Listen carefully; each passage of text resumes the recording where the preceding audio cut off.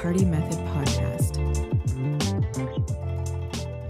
Hey, welcome to another episode of the Carty Method podcast. We are doing photo reviews this week, portfolio reviews specifically.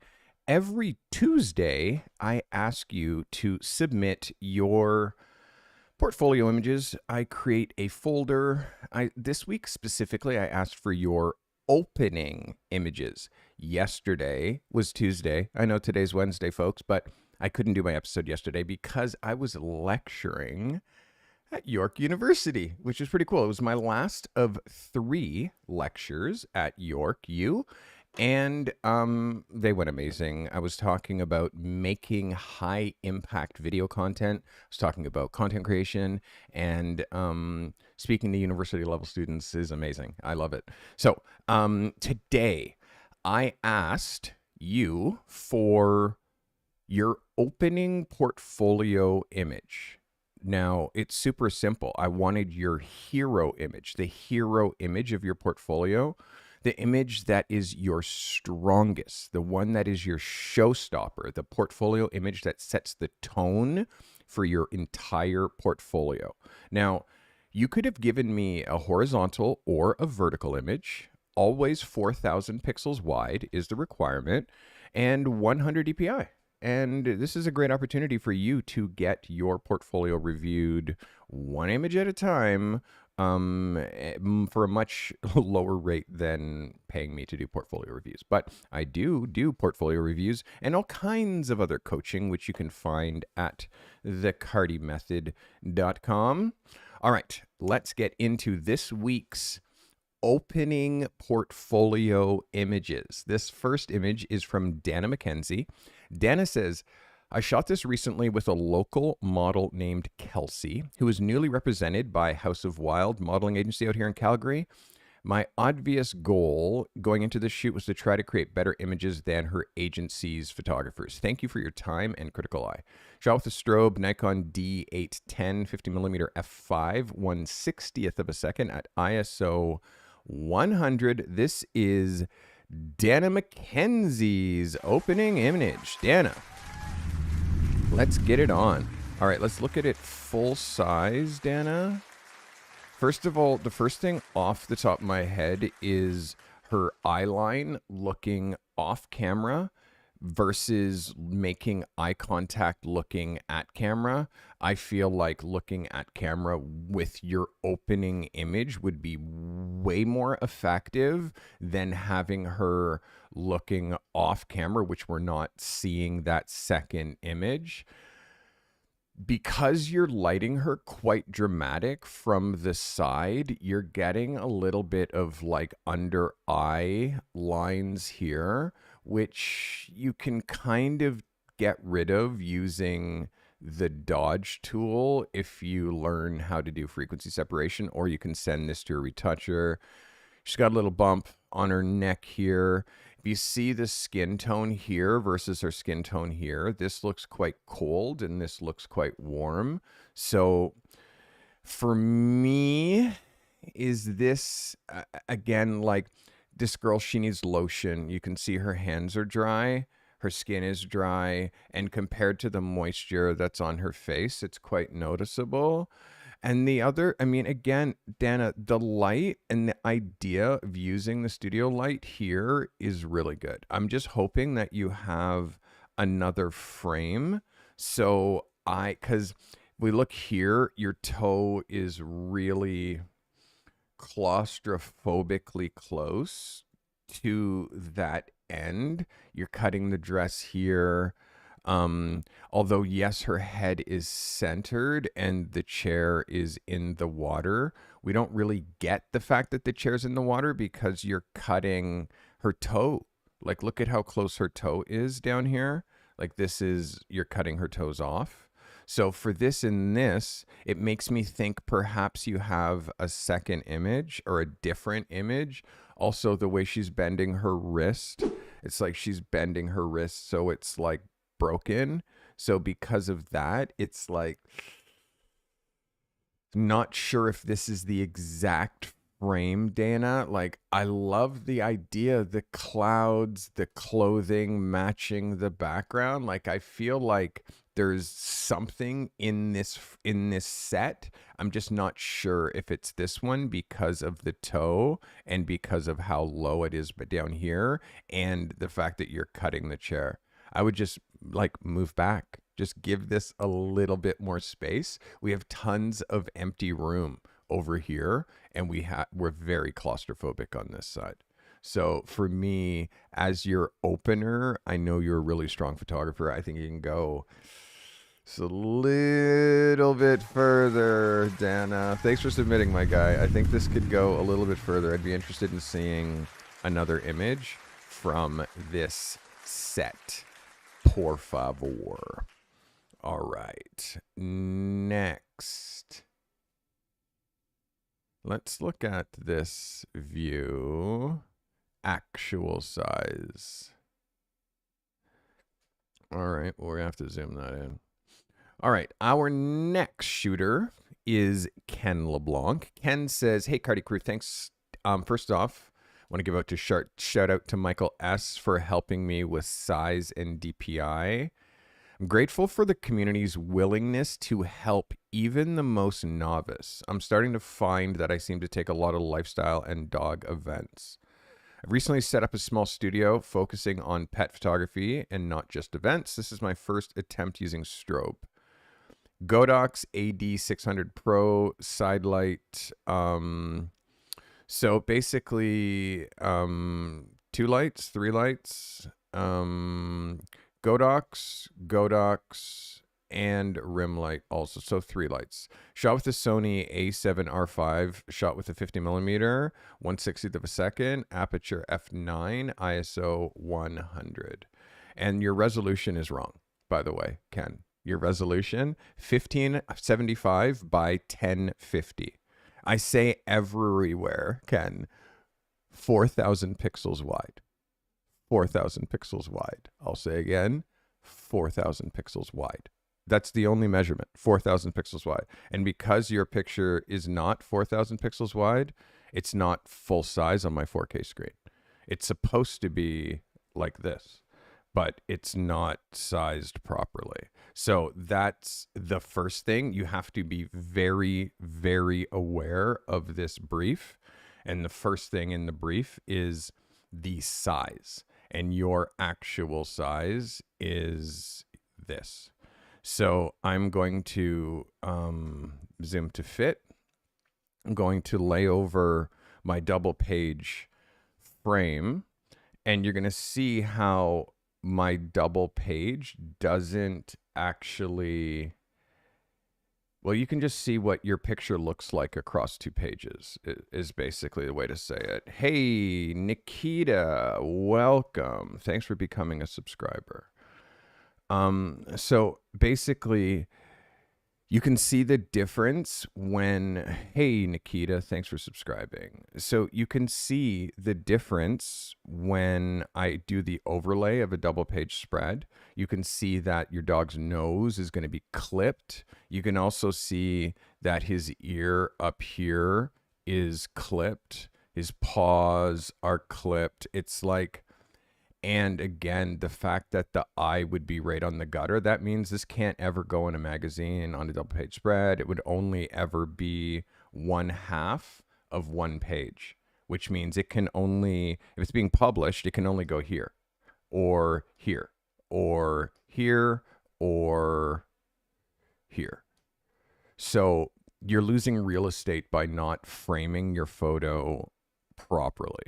What you did was you photographed your dog on the thirds because, like a good photographer, you compose on the third because those are the rules. That's what you've heard. But sadly, those actually aren't the rules when it comes to like making the kind of photos that we're trying to make here. Because you can see when you compose on the third, which is where you put this dog's eye right here on the third, and then the next third, it works. It's lovely for as long as there's no use, meaning like the photo's just for your computer.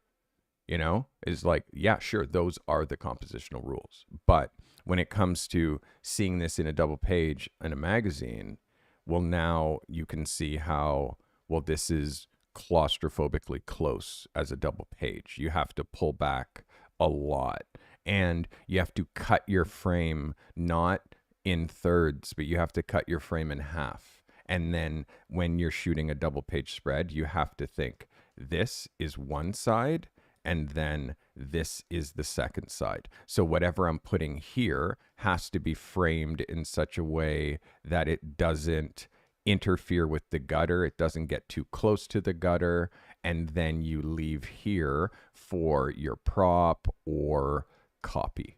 So I hope that helps you, my friend. For me, and also a second thing is, when you're using studio light, what you're doing is you're using 3 lights, okay? But you've yet to master 1 light.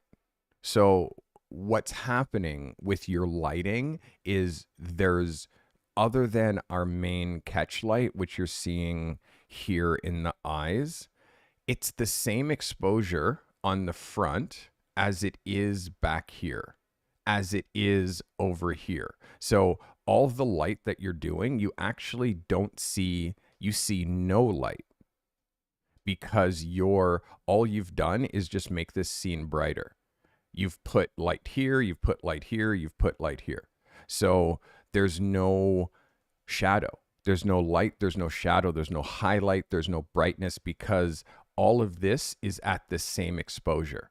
So you have the front at f8, the back at f8, and the other at f8. So there's no, like, ideally, you have the highlight back here a little bit brighter. So you actually see a source coming in from here. And then you have the front light a little lower, and then you expose for the front light, and then this appears like a highlight. For my suggestion, honestly, for anybody who is new to lighting, there's only one sun.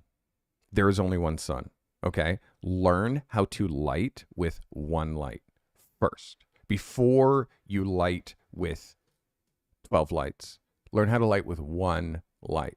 Then, when you're placing your secondary lights, turn your main light off.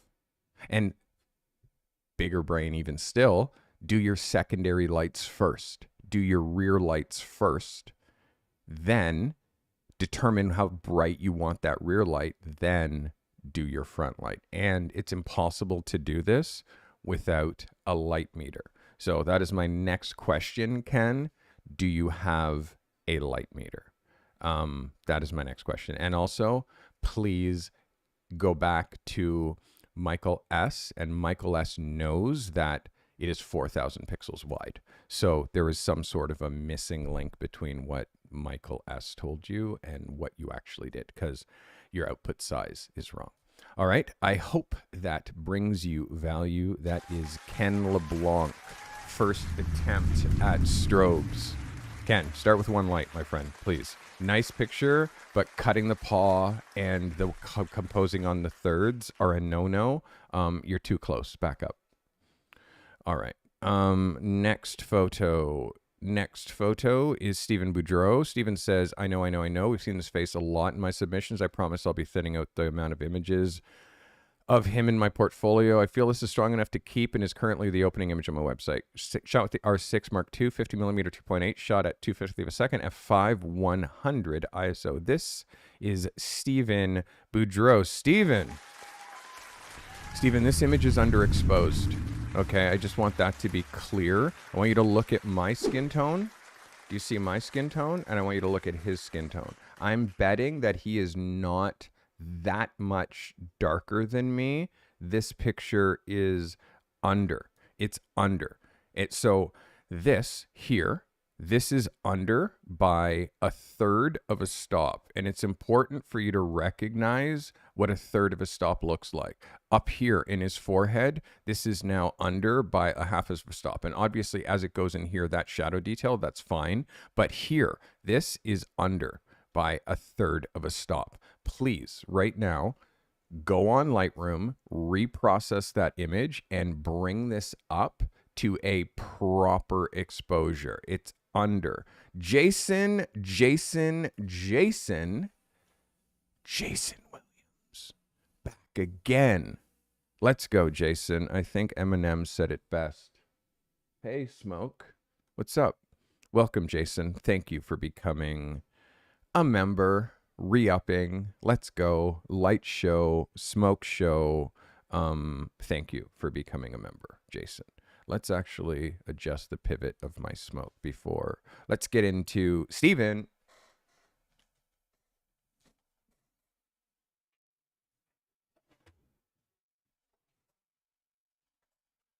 Okay, so Steve, the exposure is the only factor for me, because other than that, we're okay. Other than that, we're okay. I mean, his ear is close, but that's fine. Up here, hairline, everything like that is fine. The other thing is retouching. I really want you to learn how to fix some of the like things on his skin that we could definitely make disappear. Let's look at this just a little tighter. I'm not sure if this is a beauty mark on his lip or something, but small things like this on the skin, you can definitely clean up like any of these dark spots and just make it a lot cleaner. Whoops, sorry. And this over here, this here, this stuff, like, I know you may be new to retouching, but get a Wacom tablet, get a Game On tablet so you have a pen so you can actually do the kind of fine retouching that is necessary. If you don't know how to retouch, I have a retoucher. I mean, I know how to retouch. I'm going to start making a little bit of like, and I've made from raw to retouched content before on this channel. So yeah, Steve, just the post-production and making sure that your stuff is really nailed. Let me just look at the overlay. Let me just look at this overlay.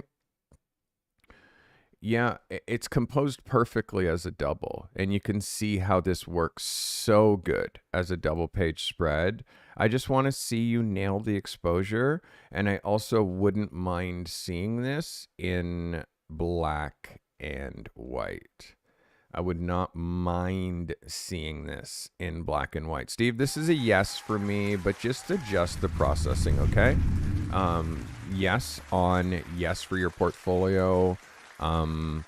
Reprocess and make sure that it is, make sure that you post it in just chatting so I can see what this image looks like reprocessed. Show me the before, show me the after. But yes, that is dope. Calligraphy says he just took a coffee bath. Did you seriously just spill something all over yourself, dude? Rumor has it that Ammond just re-upped his membership. He's been here for 8 months. Let's go, Ammond. Let's go, Ammond. I'm so glad you're a part of this crew. Ammond is integral. He is my shorts manager, also manages so many other things as far as this Carty method. Ammond is integral. Ammond, thank you for reing up your membership. He says a special thanks to TCM for the incredible guidance over the past 8 months. It's been a game changer for my portrait photography. Yo, Emmett, I'm so glad you're here with us, man. Let's go. Amazing. And the Carty method is here for you, my guy. You are an integral part of it. So thank you. All right, guys. So Stephen B, I hope that brought you value. Great image, just the exposure. Bob's your uncle. Let's get it on. All right.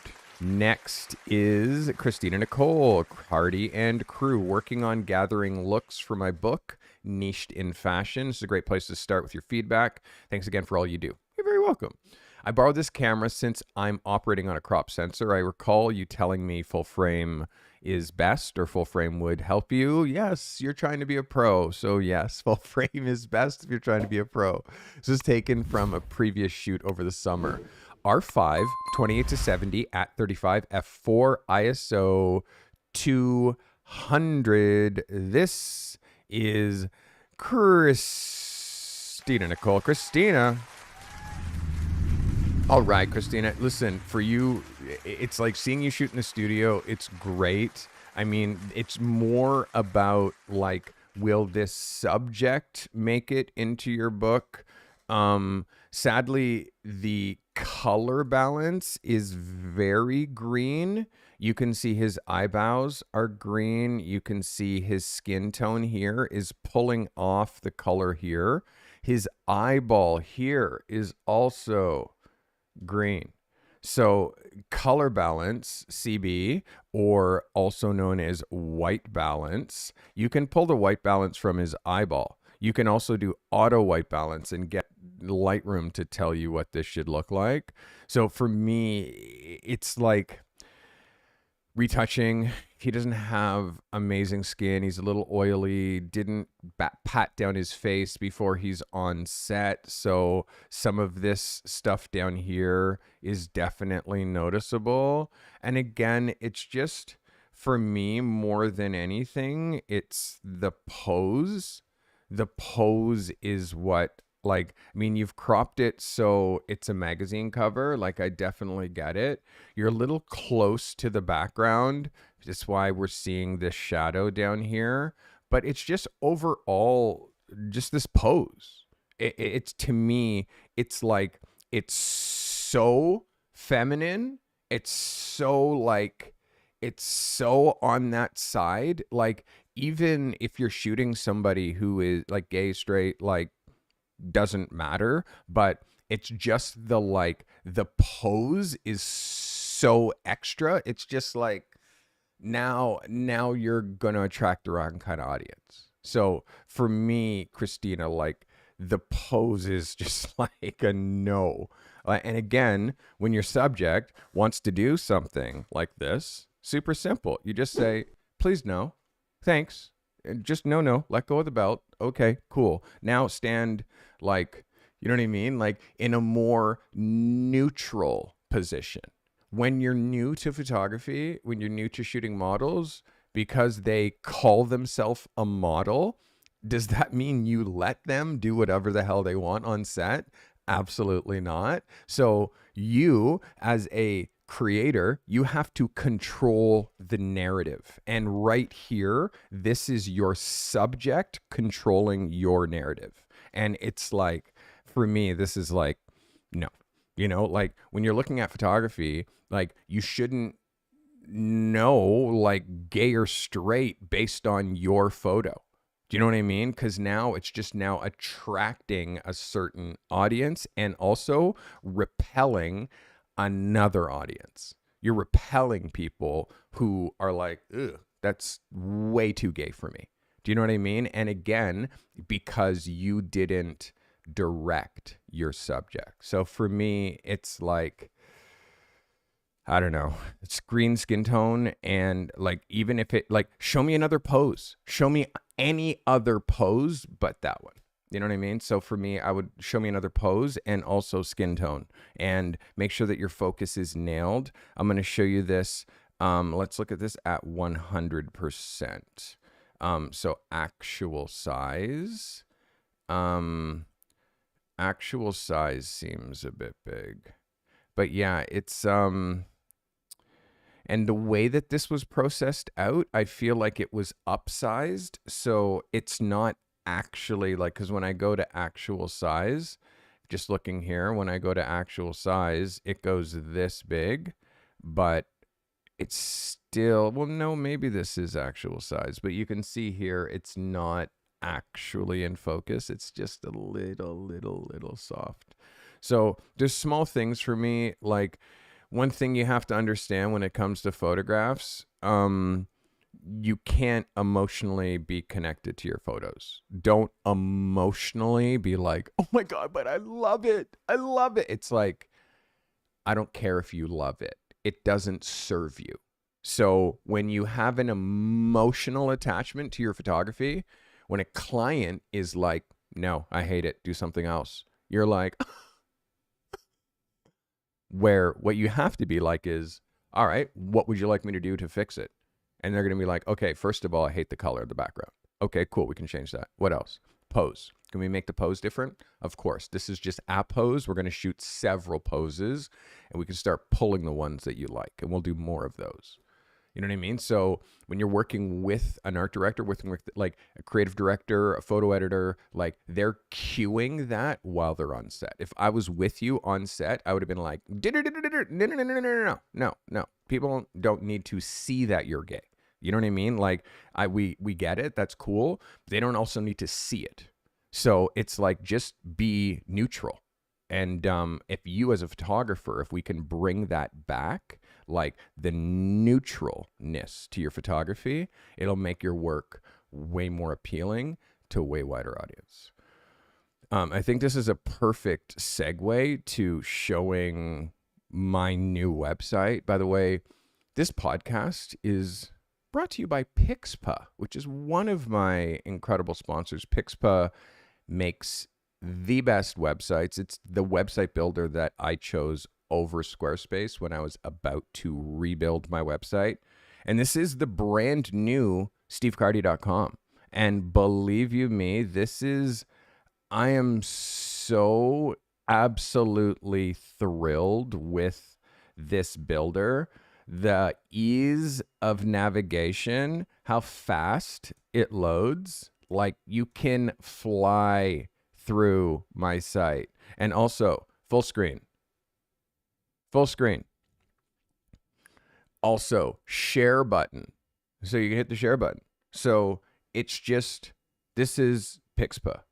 And I'm also client galleries, client apps as far as shares and being able to share private galleries with your clients. Like, I'm so happy with this. Also, oh my God, slideshow. So you don't have to push the arrows. You can just let it nav itself. I'm thrilled with this site. Like and also, by the way, I built this in a single day. In a single day, I put this site together. So I'm overjoyed with Pixpa. And also, if you're looking at just the poses specifically for you, Christina Nicole, like when you're looking through my portfolio, like there's no, like you don't see like what, like I make the poses neutral in such a way that a person's sexuality is not something that you're thinking about when you look at the way that I pose them. You're not thinking about that. You're just looking at the photography. So, something for you to definitely be considering. All right, guys, that was the one and only Christina Nicole. Christina, thank you. I hope that review brought you value. Understand that your level has been going up continually. The last fashion photo that you submitted was so amazing. So stay the course. Just don't forget to use your voice. Don't forget to be like, and I mean, I'm also speaking my own personal opinion, but again, I've worked with gay people my entire career. I have family members, like it's like cousins, like it's not like I'm biased one way or the other. I'm just trying to help you when it comes to directing and not letting your subject dictate what's happening on set. That's up to you. All right. Hope that brought you value. Our next submitter, David Gillespie. David says, greetings, Carty and crew. Hey, Casper, let's go. Casper Hillman. Back again. Casper, when are you going to start submitting your car photography? Or are you still shooting cars? What's going on with Casper Hillman? I miss this guy. This guy's won photos of the year before. Where's Casper been? Thanks for becoming a member, Casper. We'll give you a little light show. All right, let's get it on. So let's get into Dave Gillespie. So Dave says, here's my attempt at conducting a portrait and product shot with New Balance sneakers. However, after truly comprehending the brief, I discovered that this did not show the product in its intended use, i.e. running, walking. I still believe there's a place for this in my portfolio, so I've submitted it for review. Thanks so very much. Reading is fundamental. Yes, indeed. Shout out the R8 24 to 105 at F4. Shout at 53, 125, F8, ISO 100. You are a perfect example, Dave Gillespie, for somebody who needs a 50 millimeter lens. You're shooting at 24 to 105, which has 28 elements. You're shooting through 28 elements at f4 when you could buy a 50 millimeter 1.8 for $200. Please get that lens. Please do it today. The one lens for everything mindset is just buy a 50. It's the most important lens, and you're using it. You shot this at 53 millimeters. Please buy a 50, please. Okay, 53 millimeter, 125 f8 ISO 100. Dave Gillespie. Let's get it on, Dave. So right off the bat, Dave, this is definitely a frame that I understand where you are getting the composition. I see it. I feel it. The issue is exposure. Your exposure is under. The entire scene is under by, I'm going to say this is under, oops, what are we doing here? Bring this back here. There we go.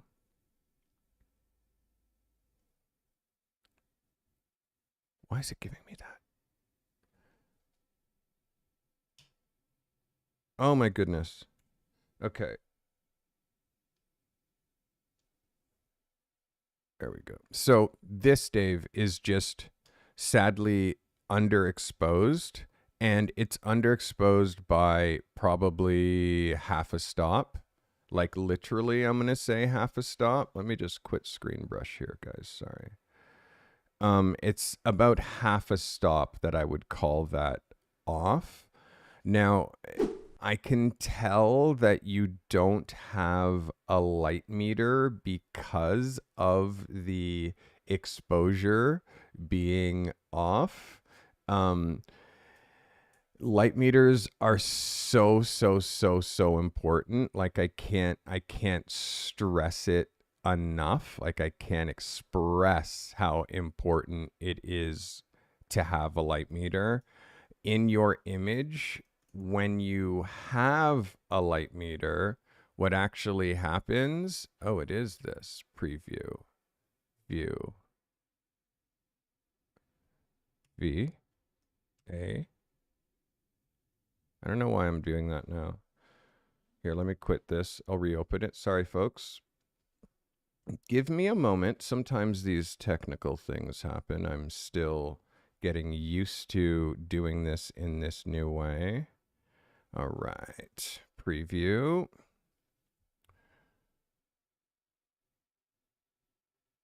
Why is it giving me tools, automatic selection? That we don't need. Sorry, 1 second here. Screen brush. There it is. Beautiful. Okay. All right. Now let me go to here where we were. Beautiful. Okay, back to Dave Gillespie. Dave, exposure is minus at least, I'm going to call it a half to a third underexposed. So we're losing detail down here. We're losing detail between the shadow and her pants. This, although I know is cream, it has to snap just a little bit more. Even if you bump this image 20%, bump this image 30%, you're going to see that this starts to snap. It's really important to recognize what normal is. And again, look at my skin tone. look at the skin tone of your subject. Do you see the difference of like how my skin pops and her skin looks gray, right? Like that is number one, color balance. Number two, exposure. So more exposure helps so much. I'm just going to show you like me. I have this exposure. It's nice and snappy. I'm going to show you what this looks like with just half the exposure. Do you see this? Like this. And now if we look at this and look at my overlay, you can see how now my skin and that is closer. I dropped my exposure by a full stop, and it's actually supposed to be here. So you can see just how much better black skin looks when it's exposed properly. When it just has a little bit more snap, it goes from like a dead feeling to like really, really rippy. And again, another super secret is if you want secrets as far as like, where would Carty drop his skin tone? Just go to my website and look at where I'm dropping my skin tone, and then look at where you are dropping your skin tone. So just little trickies, but cheat. Just go to my website and be like, how's Carty dropping his skin tone? And then just keep bumping your skin tone until it matches the way that I drop it. There's your secret. But again, you are on your way. You're really getting the exposure. I'm so glad that you're on the wait list for my accelerator. I mean, you're definitely getting the framing, the non-distracting background. You are featuring the shoe. This could, yes, make it into your portfolio.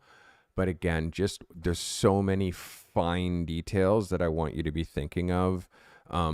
Just looking at this photo just a touch more under the eyes.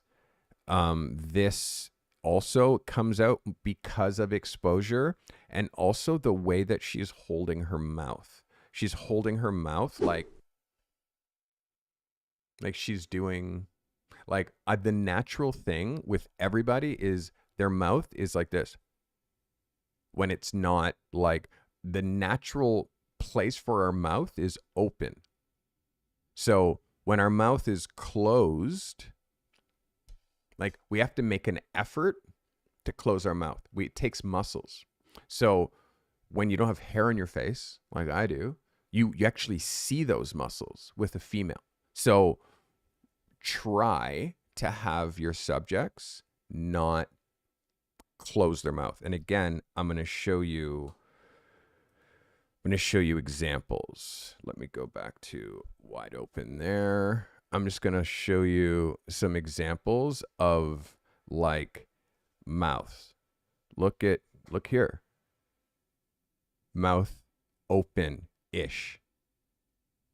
Like a natural way that the mouth is closed is something that like I'm always watching, because like it has to feel so natural. I mean, this girl's a pro, so she knows how to hold her mouth. But you'll see like how people hold their mouth. This is the natural way that people hold their mouth, is quite open. So you'll notice with my photos, it's why they look quite natural, is I'm very aware of how people hold their mouth. So that's something that you also have to be hyper aware of with your photography. So I hope that gave you good insight. Where is my Notion or my preview? I closed it. I closed it. Please stand by. I have to go back to my team email from this morning.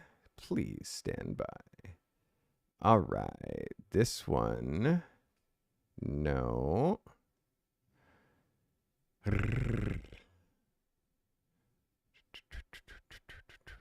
Where are we? Where are we?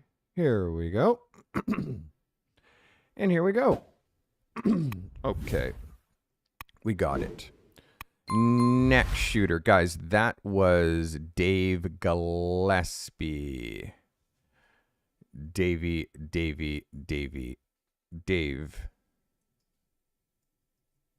Gillespie. We'll give you some smoke, some applause, Dave. Thanks for submitting. All right.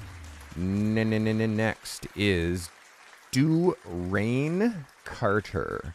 Hey, I hope I made it in time. Durain Carter, welcome. Durain, let's have a look. Thank you for submitting, Durain. Let's get it on. So, it helps me when you give me a little bit of context, like what your niche is, the kind of work that you shoot. This is the first time I'm seeing any of your photography. Let's look at this as a double.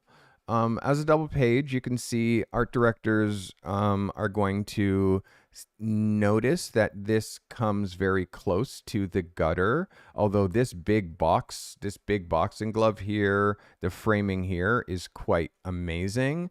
I would wonder if you have a frame that isn't so favoring the gutter, because it makes it difficult when it comes to showing this in 2 pages in a magazine.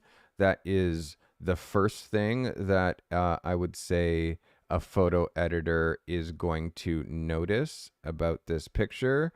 And the second is just the grain structure. And it's relatively high in the ISO. So my question is, did you shoot? And again, if you look at the brief and if you look at how everybody else is submitting, everybody submits, hey, I shot this for this, and this is what camera I shot with, and this is the ISO, and this is the aperture, and this is the shutter speed. And just do what other people are doing. When you're new to submitting, look at the other submitters, see what they've done, and then you also do the same. Giving me a photo with no context, I don't know what you shoot. So I'm trying to determine if this is a good picture for your portfolio, but it's the only picture I've ever seen. I would love to have some context, maybe post in Just Chatting links to the rest of your work and give us an idea as to what niche. Hey, I'm this person and I shoot sports and this is my picture. So that would give me so much more context. So, technically, yes. Again, noise is something, because you're not lighting this picture and this photo just is lit by whatever is happening up here. That means now you have no control over what's happening light-wise here and here and here, which is why then the ISO ends up going up into a realm where you're shooting at ISO 1000, 2000, 3000. It's because you're not lighting, you're just shooting. So I need a little bit more context. For me, the framing works for the web, but doesn't work as well for publication. So because of that, it's a little tricky. It's a little tricky because it doesn't exactly work for publication. And for me, the grain I noticed even before I noticed the photo is I noticed how high ISO this is. So again, as a pro, we're trying to show how our technical prowess, we're trying to show how we know light, we know exposure, we know grain, we know framing.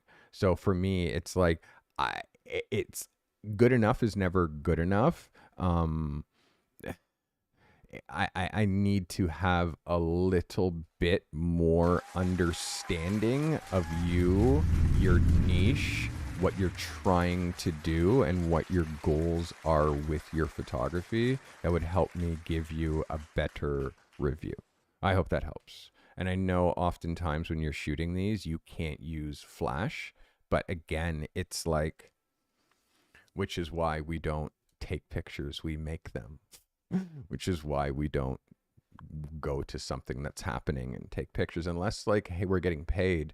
But at the same point, what I would do is I would take these boxers to a closed set after and like shoot portraits of them all bloody and like I would shoot portraits of them under studio light where I'd have all the control and it wouldn't be while they're boxing, which is literally like shooting a hockey game. You know what I mean? Like you get what you get when you do this kind of photography.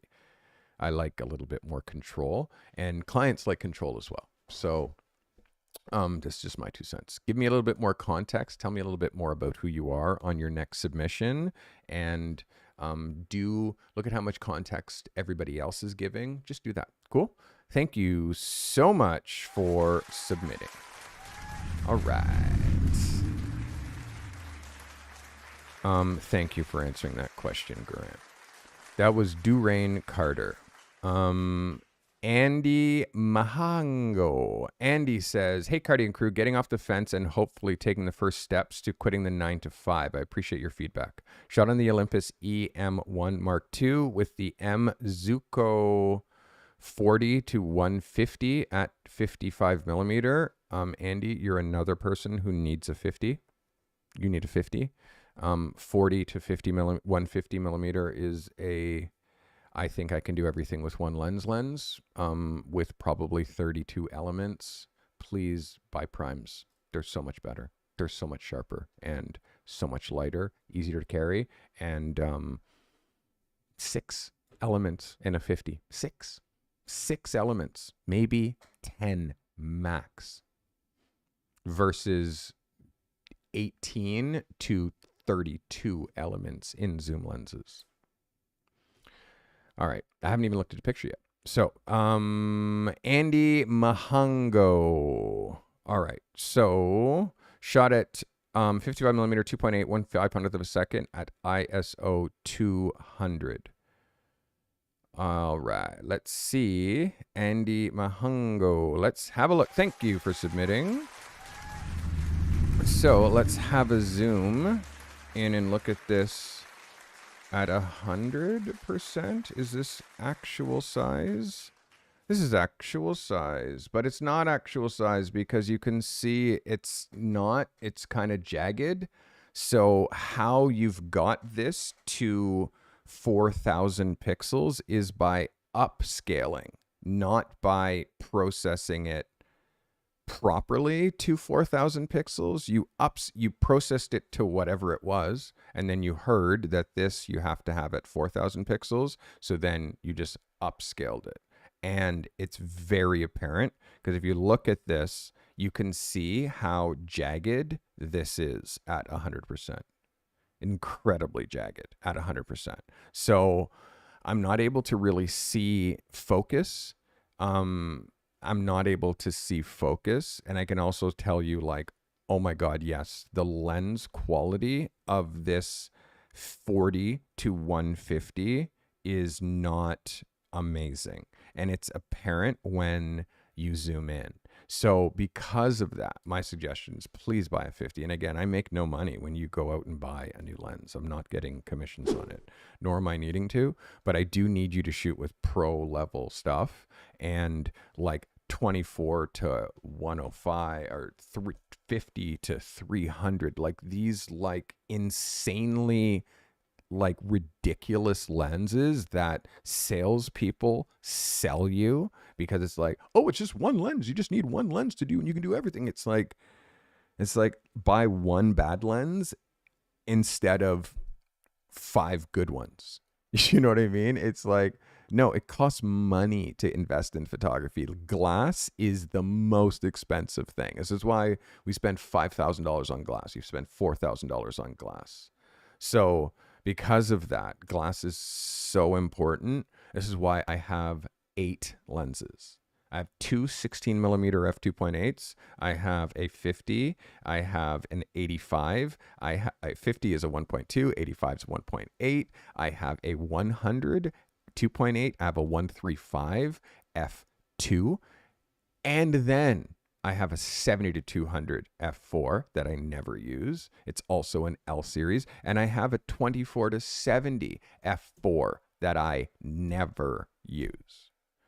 Maybe for video sometimes.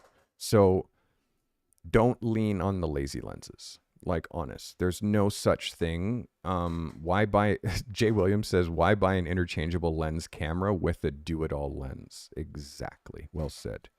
All right. So for me, I'm not trying to discourage you. I just think that when you're shooting at 55, that means when you're shooting at 55, that means like you actually really want to be shooting at 50. Let's look at this as a cover. And also this picture is cropped. You've pre-cropped it to like an 8x12-ish proportion, which is fine. The girl's a little offset. I just really love seeing the entire image, like how you shot it, so I can coach you. What you do have going for you is composition and tones. Your composition here, obviously, she could be moved just a little bit over, and this is just a little bit distracting. But your composition is nice, like it's a relatively non-distracting background. Your tones are very matchy. Her skin tone looks great, and your exposure is absolutely perfect. So like you have what I will call it, like you have it. The 50 or not having a 50 is doing you a huge disservice. I would fix that today. Whether shooting with an Olympus, obviously, like, I mean, Olympus, who cares as far, like if you love it, amazing, but just know like Olympus, it's not necessarily pro level gear. It's like Sony, it's Canon, it's Leica, it's Hasselblad. It's like if you're taking this, if you're going to take this like incredibly serious, here's a marker. If your camera body does not have a grip available for it, it's not a camera that you can grow with.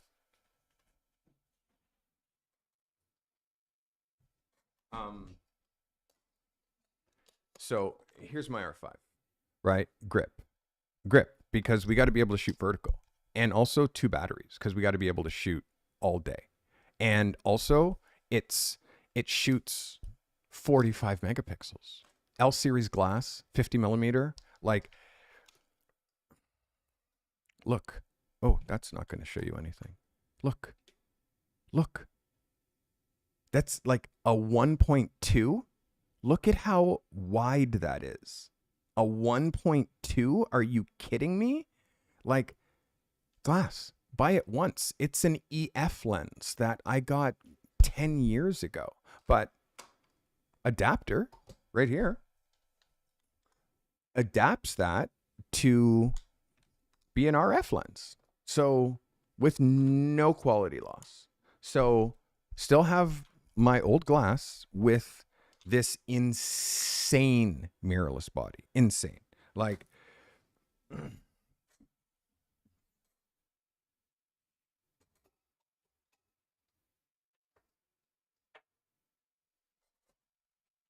the right tools cost money. Yes. But sadly, it's like,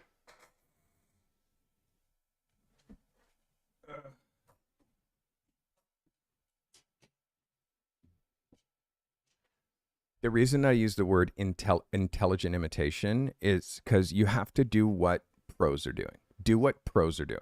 Like doing it you want to do because you like it or whatever. Like it's one thing. But if no pros are really shooting with Olympus, just saying, just do what pros are doing. You know what I mean? And it's like, it's going to make your life so much easier because your gear is going to be industry standard. Everything's just going to work. So I hate talking about cameras because cameras don't take pictures. They just sit there. Like my camera, literally, it just sits there. It does nothing unless I activate it by picking it up, coming up with an idea, and then executing something. So cameras are just a tool. It's just like bragging about your paintbrush. But you do need industry standard tools. And sadly, Olympus hasn't been at the top of the game for 20 years. My opinion. Again, I only have my opinion. You're a good photographer. You're a good photographer. I don't want your gear to limit you. So that is just something to think about. All right, guys, that is a new submitter. I hope it brought you value. That new submitter's name was Andy Mahango. All right, Kyle Gagnier back. Finally, Kyle says, first of all, damn, it feels good to be back. I typically shoot environmental product and lifestyle photography. This was from a recent hike with my wife and son, trying to represent the Osprey bag in a lifestyle setting. Sony A7 IV, Sony 70-200 2.8 Grandmaster, shot at 200, 1/500th of a second, 3.2 ISO 250. Pulling out the $3,000 zooms, it's a big difference when it's like a super expensive zoom. And again, I have the F4 2070-200. The 2.8, so sick.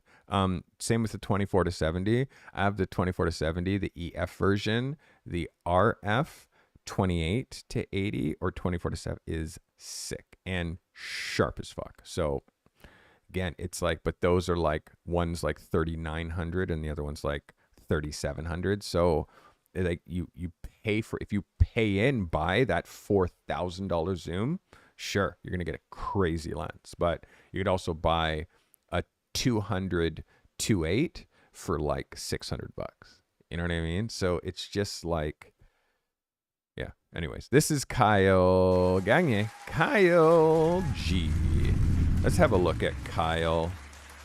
Kyle, so glad you're submitting again. Let's look at this Osprey bag. So you can see here when I'm zooming in on this image, it is actually 100% processed perfectly because there's no rasterizing when I zoom in. I love the fact that we see this Poco Light baby carrier. Your wife's got the poles. We see a logo out here, but it's like a anonymous photo. There's no identity. Low horizon line, which is really, really strong. I like the low horizon line and the leading line without it being too obvious. The high trees and showing scale is amazing because when you see this as a magazine cover, it actually works because it gives us lots of color. It gives us lots of like, this is fall. This is what fall looks like when you're in a place that has fall.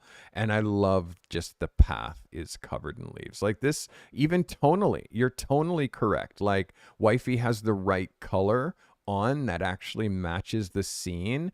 And it really highlights the bag as far as being not the lightest thing in the scene, but the darkest. Just watch your exposure so we don't lose your wife's jacket in between, or your wife's shirt from here. Like I feel like we could pull a bit more shadow detail in here to get a little bit more oomph. But other than that, sorry, let me hide that. I feel like we could just pull the shadow detail up just a bit, Kyle, to get a little more oomph. But other than that, this is a yes for me. This is a yes for me. This is a portfolio picture. This is something that will go in your environmental product book and lifestyle. Don't forget about the lifestyle side of it, Kyle, because you are indeed a lifestyle shooter. Well done, Kyle G. Welcome back. Welcome back. All right, our next shooter. Oh, by the way, I'm wearing Carty Crew merch that you can't buy because I do limited edition collections every month or so, every 5 weeks sometimes or so. I change my collection in the merch store. So what's in there right now is the Carty Method collection, which is super dope. I'm actually very happy with the Carty Method collection. I copped a bunch of stuff like a mug and t-shirts that I'm still waiting for, and this hoodie. So you can definitely go to the Carty Method shop and like check out my super sick embroidered hoodie that you can get in black, white.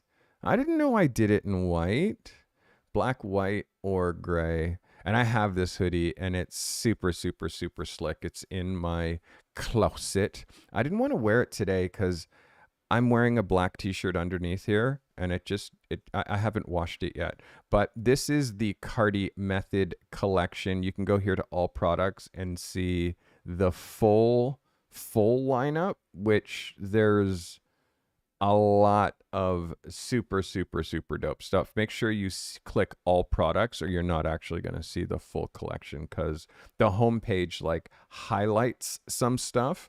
But again, this will be up for the remainder of the month, and then it will be gone. And you can support the stream and also have something. You get to take something with you while you're doing it. I got to show you this hoodie though. It's so sick.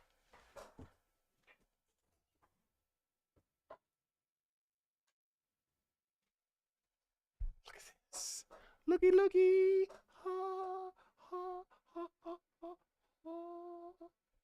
Super soft, the best hoodie ever.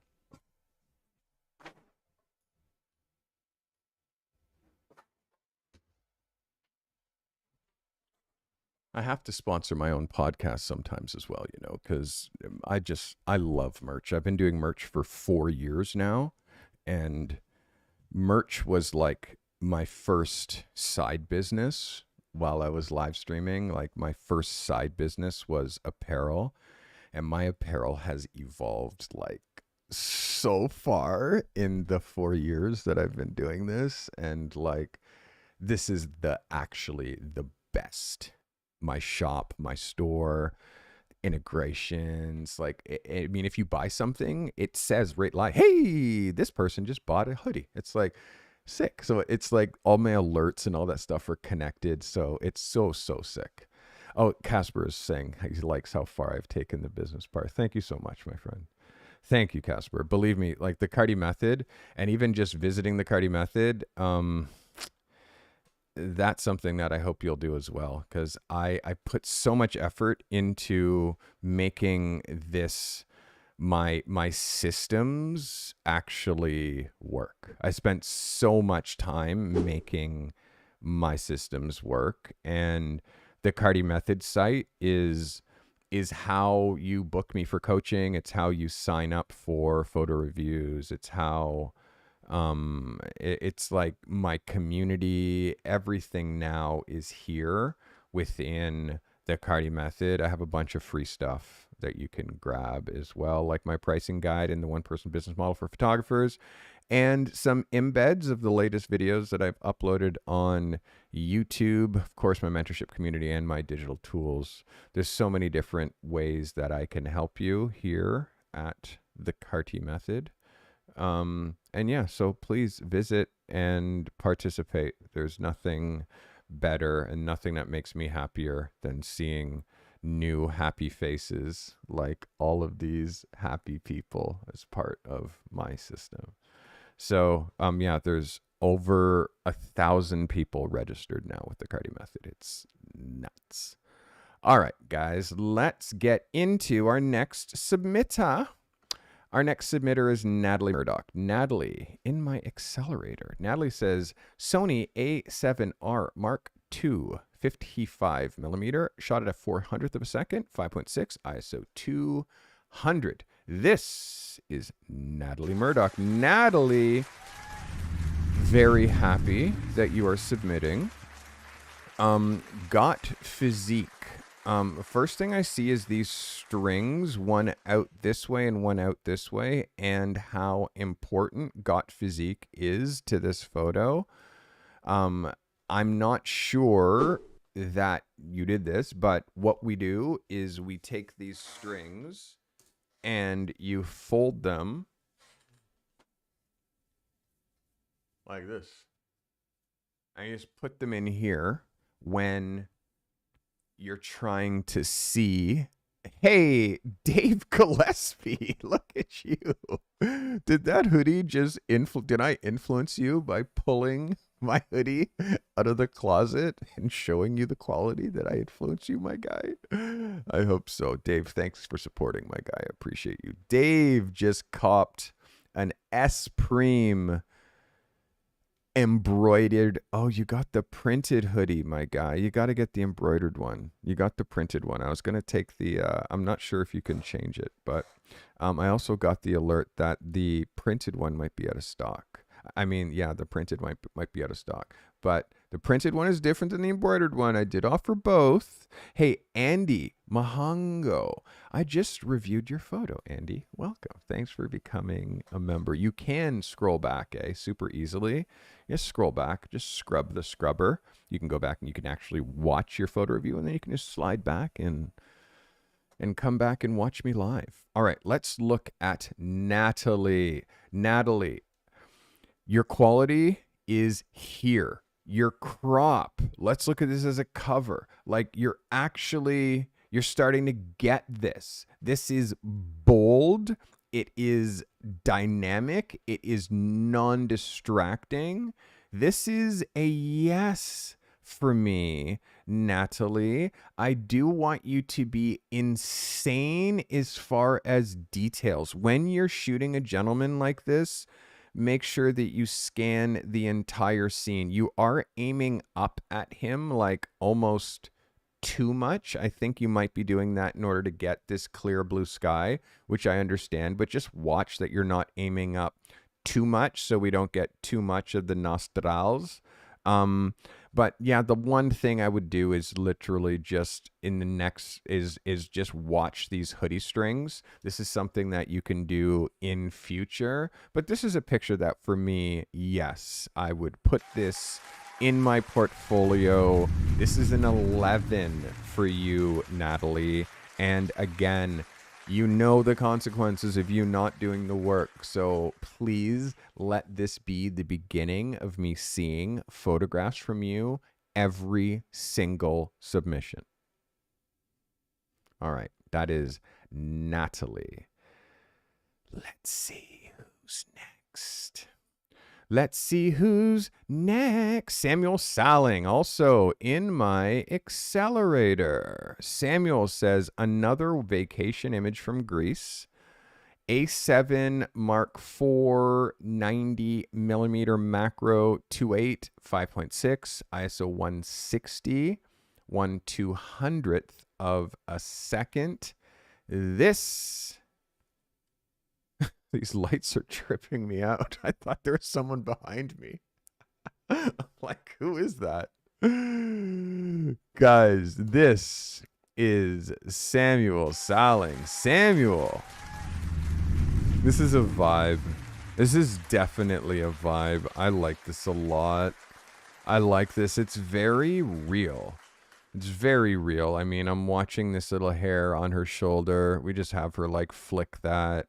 But I love the like quite frank look on her face. Like this is one of those like no BS expression. It's just real.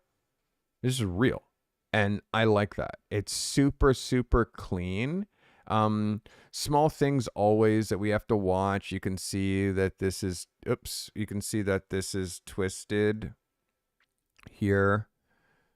Which is a small thing. Again, you're not responsible for her getting dressed in the morning, but these details, I got to tell you, I see them all and I see them live as it's happening. So you have to get very used to that kind of stuff and the way that this is pulling that way. We have to square that up just a little bit. Again, make sure the wrinkles down here, like that's smoothed out, fix the hair here, make sure you zhuzh her bangs just a little bit so her hair looks perfect, and then it's a fly, you know, but this is a yes for me. I'm going to let this one pass.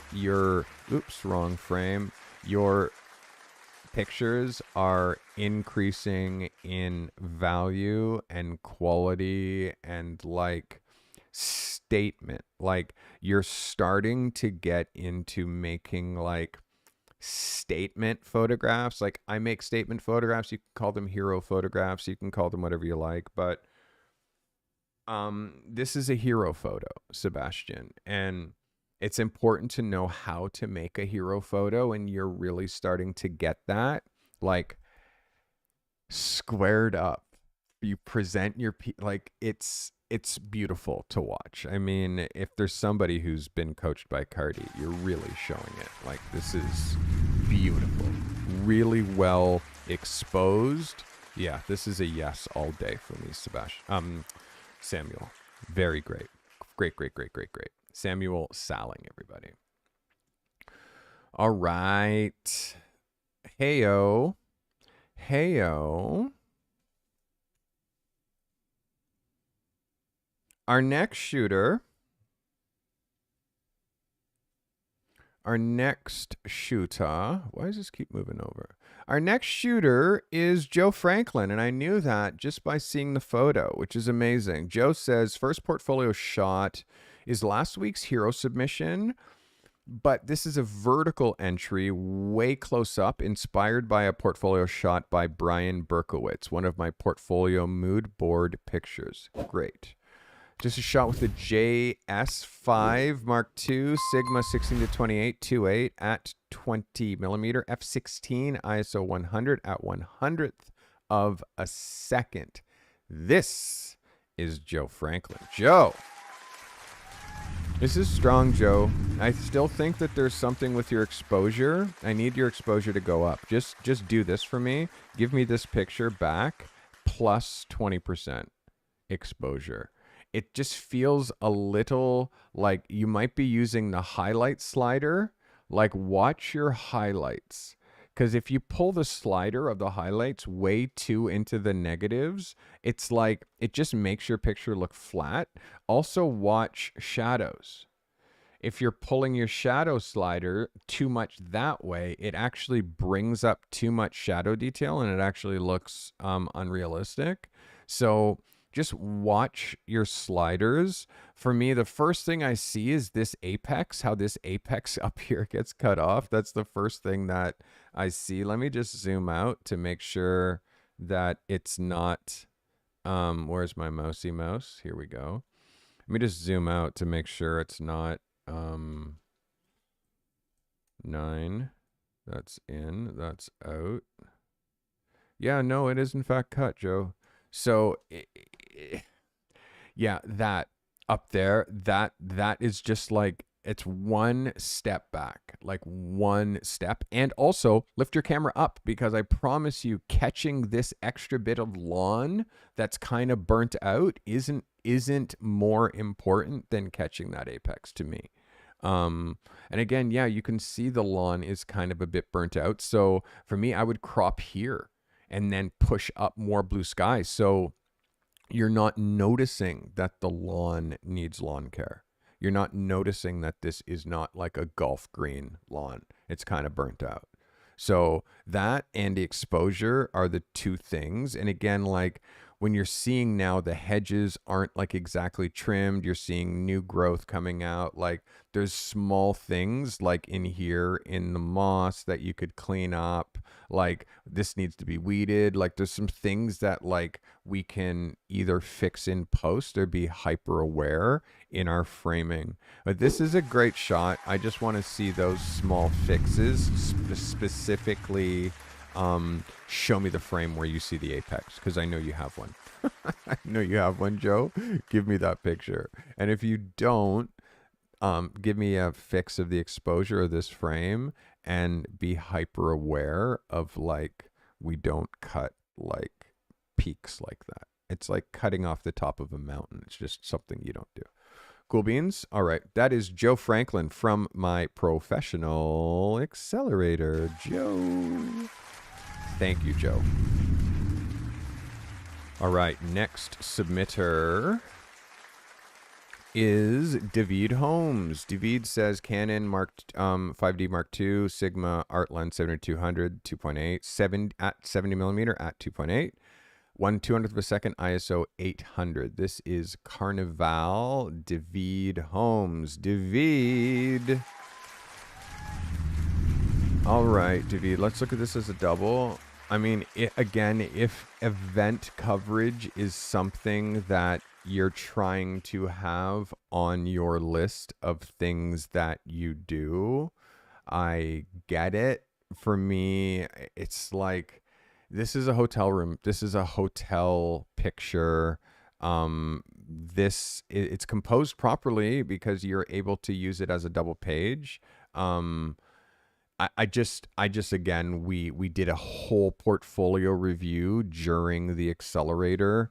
I don't think it's necessary for me to go that deep, but we talked very specifically about taking pictures of things that you see versus executing ideas. This is kind of a blend of both because you're using studio light and working on framing it to make it look not so much like it's a hotel picture, but again, because it's just event coverage, it's not high value photography.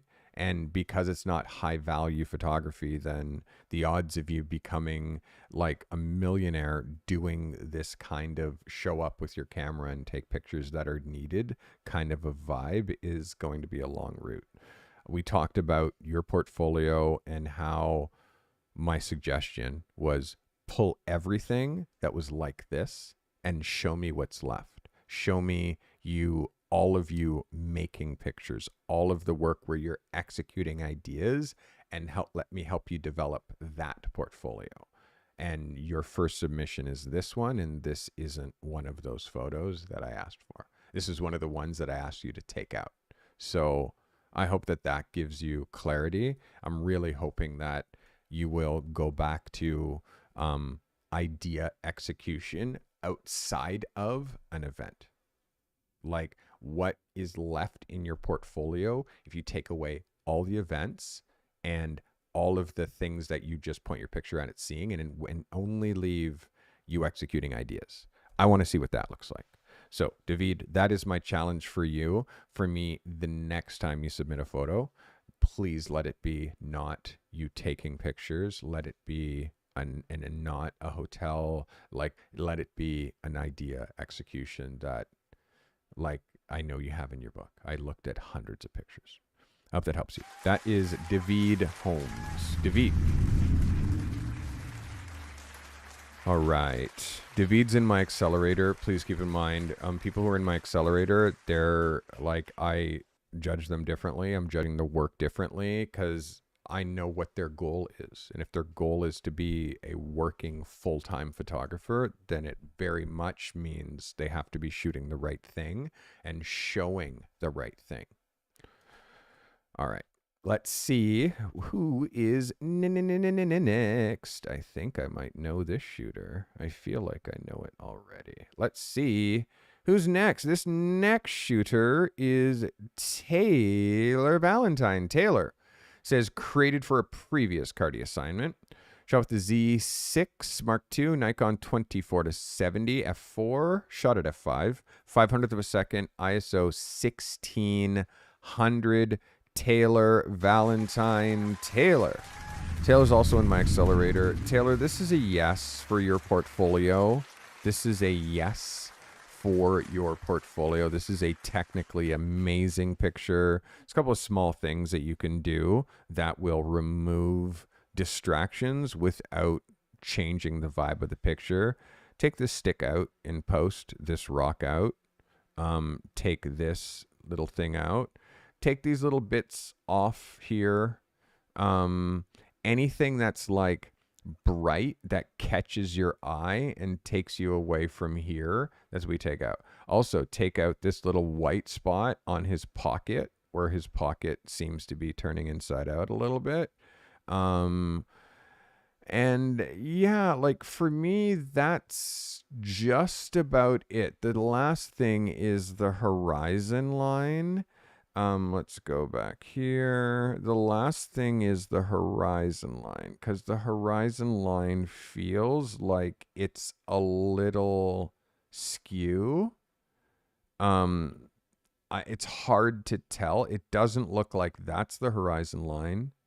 So maybe there's like, I don't know if you need to, like, I'm just thinking, can that mountain range be straighter in the background? Like, that's the last thing that I'm thinking about for this picture, Taylor, but it's a yes for me.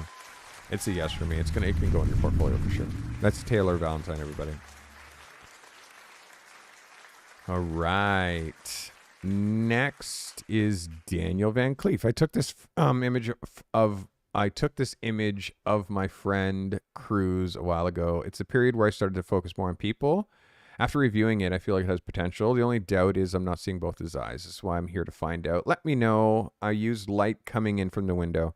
Fuji X Pro 3 ISO 80, 1/250th of a second, f1.4.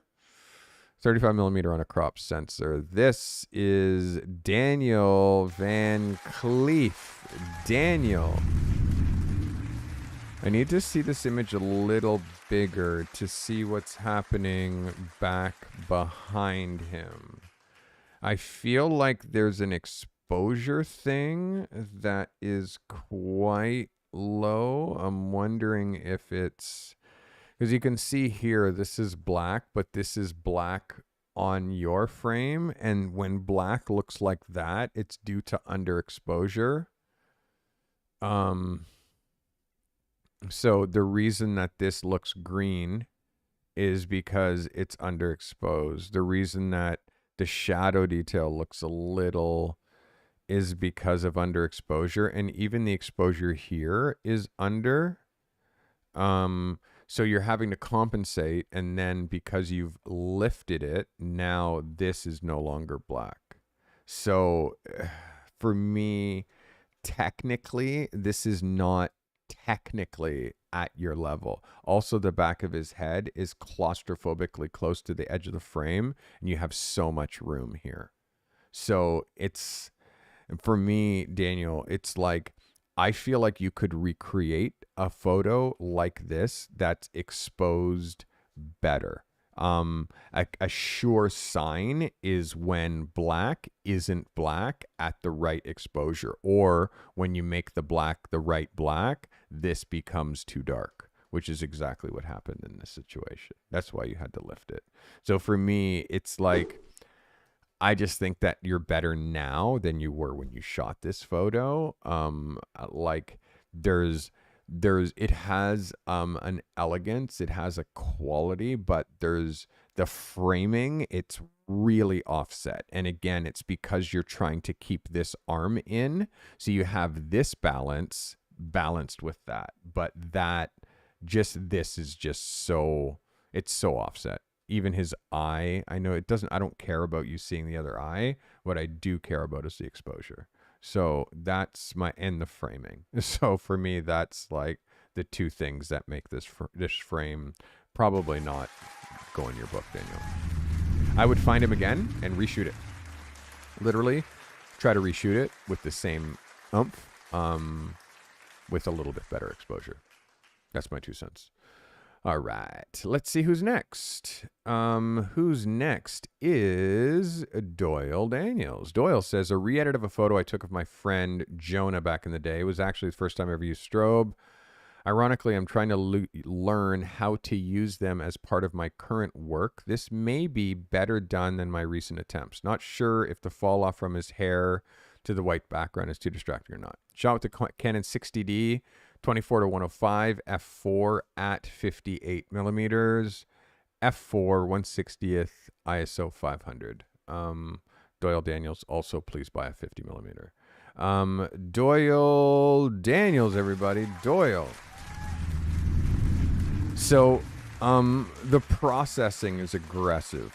The processing and like you're using, like, I would call it clarity or texture, which is really adding like just an unrealistic sharpness to this photo.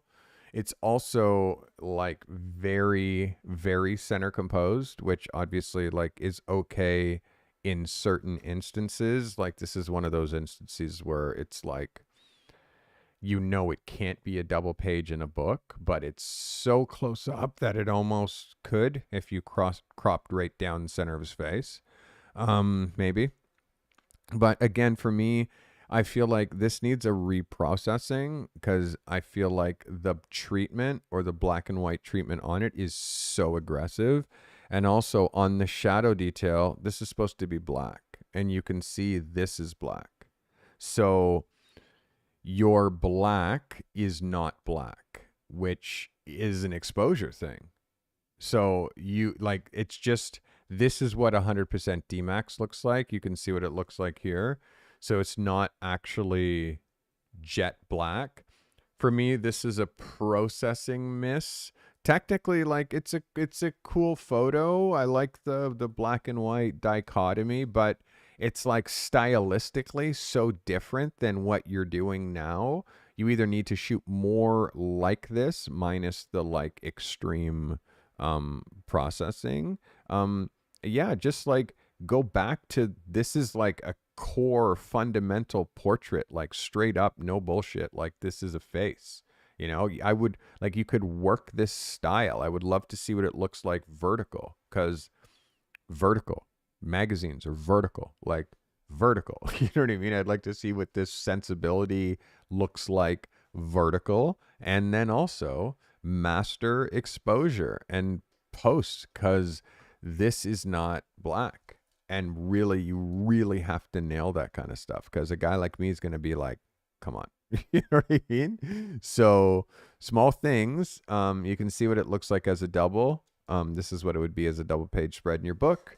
Yeah, again, it's like I would love to see this as a raw and like see you process this back for like now. And also it has to fit the rest of your work, and it doesn't fit with the rest of your work. So you either need to make more work like this. Yeah, like that's what I would suggest. Make more work like this. And then you'll master the technique of shooting like this and the exposure and all of those other things.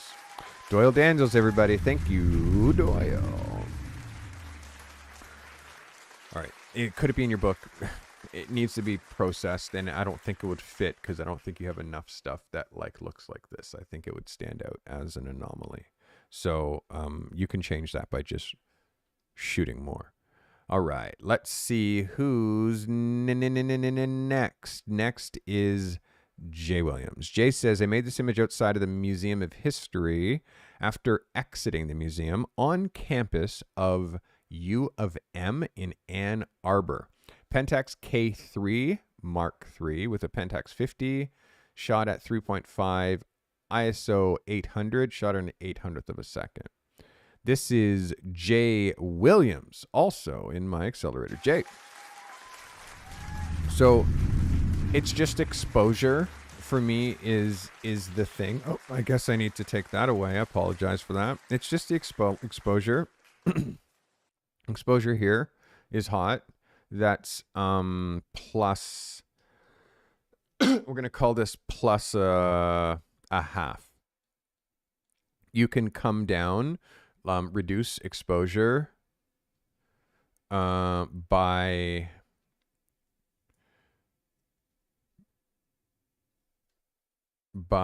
a third or a half, just because her skin's white. It looks white. It's like white. So just fix that. So she doesn't have, like, you can see anywhere where the highlights burn out, it's too bright. Oops, my bad. Anywhere where the highlights burn out, like all of this in here is all too bright. In the chin, it's all too bright. So just, that's where the main light's coming in. You're exposing for the shadow. You're actually supposed to expose for the highlight. Let the shadow do what it does. You know, she's an open shade. The light's coming from this direction. She's in shade, but there's still a direction of where the light's coming from, which is why this side, which is why this side of her face here is quite lit and actually overlit. So it's just an exposure thing. Do that for me, Jay. Lower the value of the exposure by start at 30%. Then go to 40, then go to 50, and then just reprocess it and send it. Look at this hair down here that kind of needs to be pulled out. This bag that she's wearing across, like, that's not, like, I would just have her take her bag off. You know what I mean? And then the hands behind the back pose, it's very like, I'm posing for my dad. Like, make it cooler. Like, make it so it's not like she's posing for her dad. Make it so she's hanging out with her friends. Like, that's what you have to be able to coax out of your daughter. I hope that brought you value. That is Jay Williams. Jason. Well played, Jay. Thanks for submitting. All right. I'm being harder with these 11s. All right, let's look at our next submitter. Is this my whole photo? All right, my next submitter is Mats Carlson. Mats is not in my accelerator, not yet. Hello, Carty and crew. I took this picture during an assignment shoot. It was one of the candidates for submission. I ended up sending another. Thought it was a double page picture. It became a personal favorite, and I used it on my website and Behance. I think it's a representative of what I do. I appreciate your feedback. Canon R6, 50mm 1.2, 1/200th of a second, f7.1, ISO 100. This is Mats Carlson. Mats, this is number one. It's a double no-no. You're cutting the shoe. The shoe is one of the most important things on a female's outfit, and you're cutting her toes off. So that's like, no. And then, like, we don't see, imagine, who would pay us to make this picture? The person who made the dress, the person who made the shoes, the person who made the jacket. So you're not showing the shoe. And also, because her hair becomes the main focus of the shot, her hair has to be like, it can't be windswept. It's got to be like kind of less like wind blown. So you got to do a little zhuzh of her hair. The way her hands seemed very placed. It looks very much like you put her here, posed her here, and then took this photo. You need to be higher up to get more context of the toes, more context of the outfit. For me, your other frames from this are way stronger. This is not enough of a picture, and the crop is too radical. I know you love it, but that is what I call emotional attachment. Don't have emotional attachments to things that don't work. This photo, although you like it, it doesn't work, and it's lowering your brand. Think of the portraits that you've taken. Think of and this, it's not enough of a photo. I don't see the face, no connection. I don't see the outfit, no connection. I don't see a gesture, a body language, a something, because you've placed her here. So the hand is very deliberate, and this bent knuckle is very deliberate. She's staying here exactly how you've told her to. And I see that very obviously. The highlight on the leg is burning out. The highlights in the jacket are burning out, and the cut toe. So just let it go. So again, no emotional attachment to our photos. None. Because when something comes by, like my opinion, and I'm like, X, it can't feel like, oh. It can't feel like that. It has to feel like, oh my God, I can't believe I cut the toe. Oh my God, we are not selling anything. Oh my God, there is no face for an emotional connection. Like, yeah, why am I holding on emotionally to this photo? Why am I using it to represent me as a photographer in all of these places? Why am I doing that if it's not actually my best? So for me, this isn't even in your book. And you were right by not including it on the first photo review. I've seen incredible portraits from you. Incredible. And even during this set, there's better work. So that is my opinion. Mats, I hope that brought you value. All right. Next. This next shooter is Romeo Fowler. Romeo says, I love this one. It's one of the first images from my portfolio and one photo of the week with this one. Fuji X-T3 50mm 1.4, ISO 250, f11 1/250th of a second. Romeo Fowler. Romeo, thanks for submitting. Romeo, definitely yes, this one photo of the week, technically almost perfect, but there's a couple of small things. Number one, color balance. Her skin is very blue. Okay, her skin is blue. So it needs color balance or warmth. It needs to be a little warm. You see my skin, how it's like I have that warm, and when you look at her, if anything, it has a cast of red.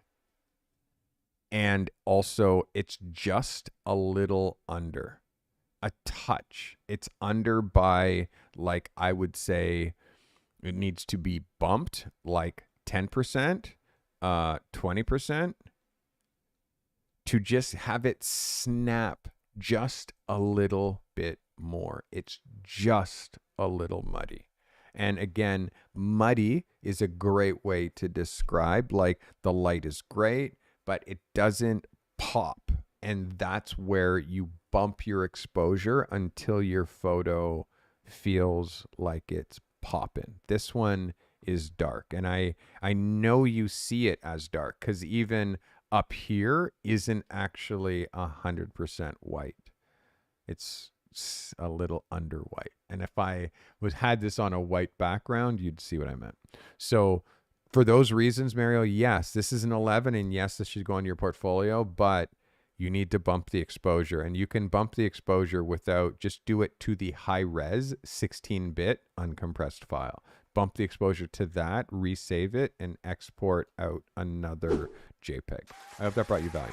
This is Romeo Fowler. Stay tuned for Photos of the Week, by the way, people. We're going to do Photos of the Week still because, you know, Photos of the Week are necessary. All right, let's see our next shooter. Next.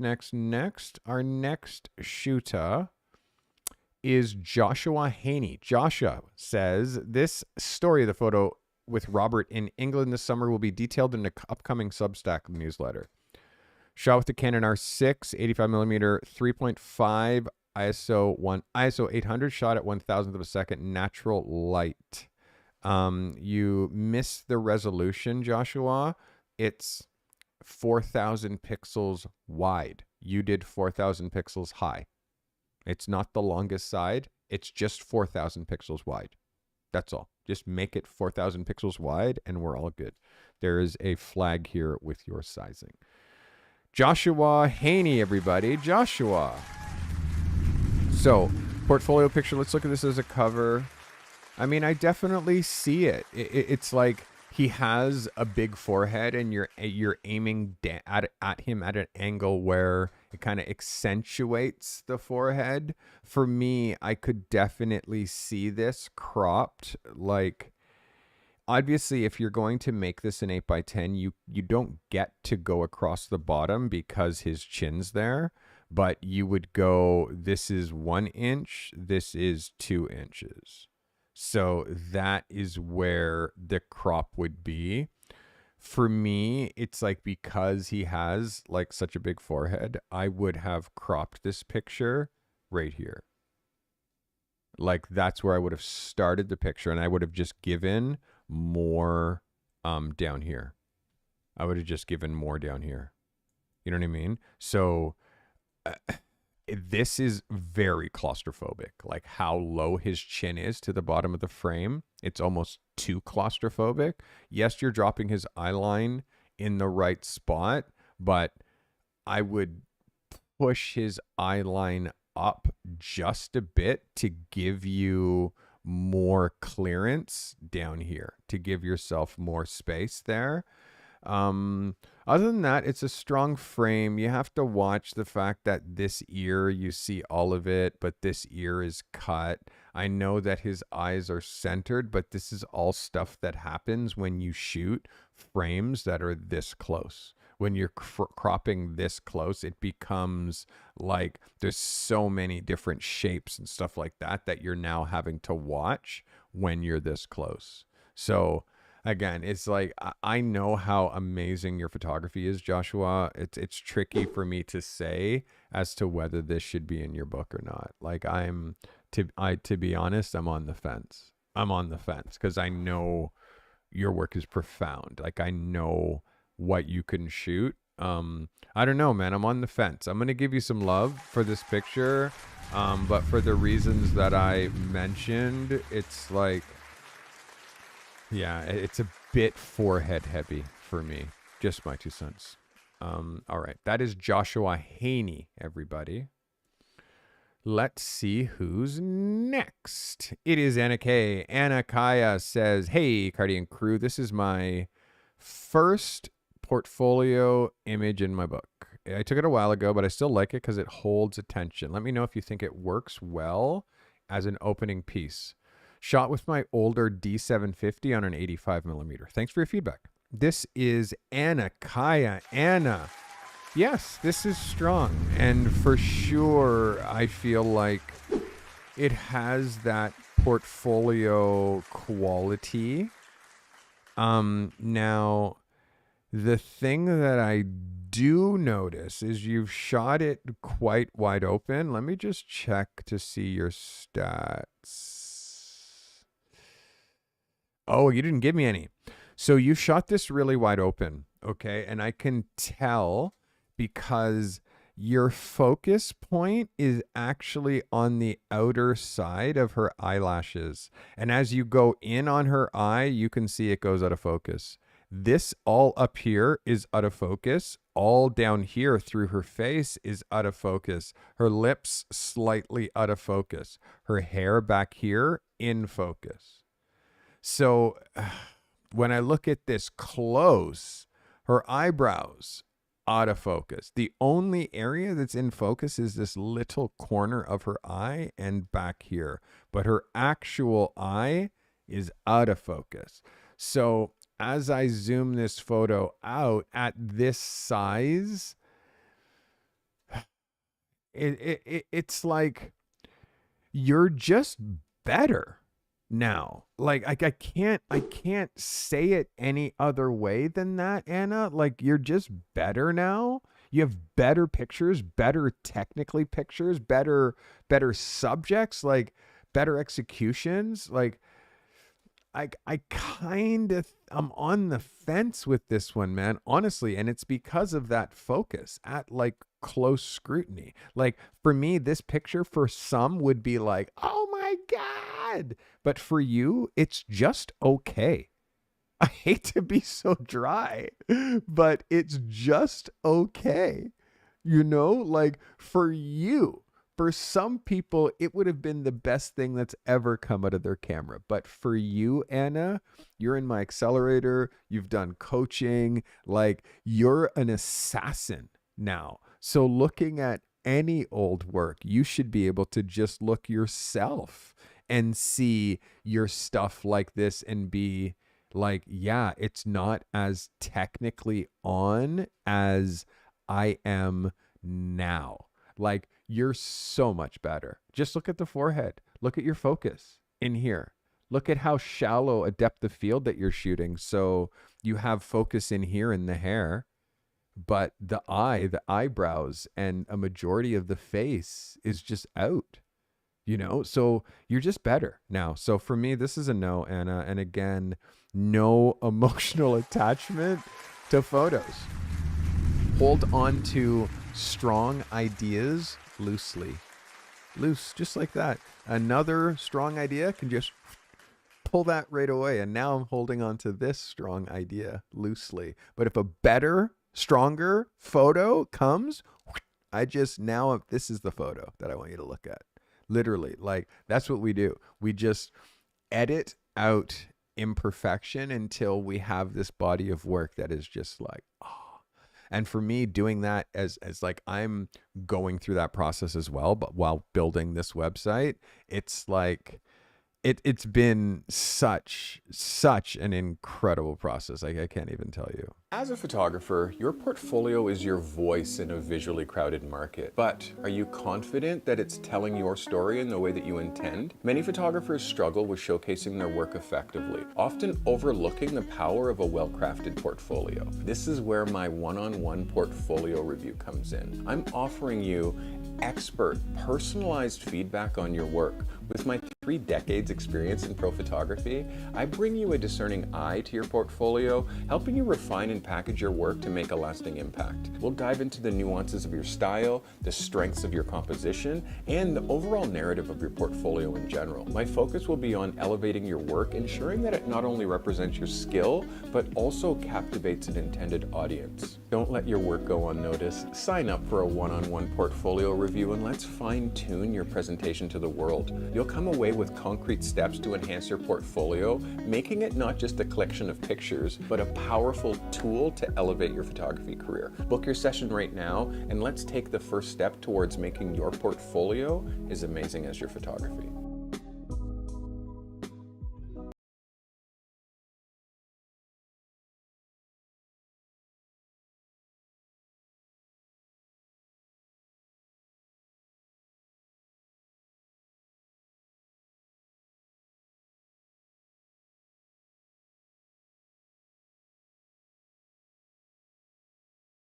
I'm muted. And you know, so funny.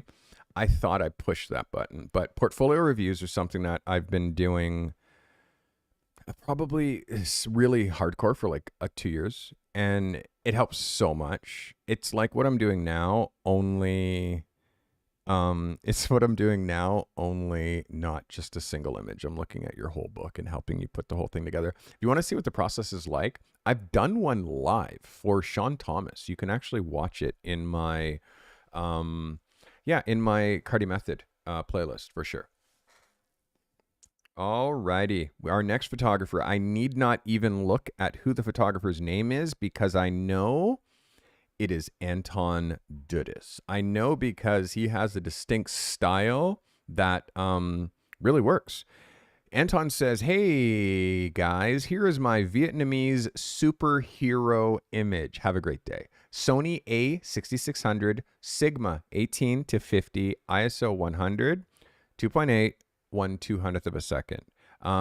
Resolution, you also made your photograph 4,000 high instead of 4,000 wide. Go back to the original RAW, process it out at 4,000 wide for these submissions, okay? And also, Anton, like Sony A6600, I know that you have to be in the market for like an A7S or an A7, like one of these like newer Sony bodies. Like, start thinking about a new body. Guys, this is Anton. Let's get it on. Anton, you're a killer when it comes to these portraits. This is really strong, really strong. The thing that happens when you're shooting with some of the lower quality bodies is the tonal range, and you can see the tonal range. Why is this picture still moving? You can see the tonal range in here. This is what we're working is like, is watch the exposure in here, detail in the shadows. This is a yes for me, like unequivocally. Like, I still think that it holds up.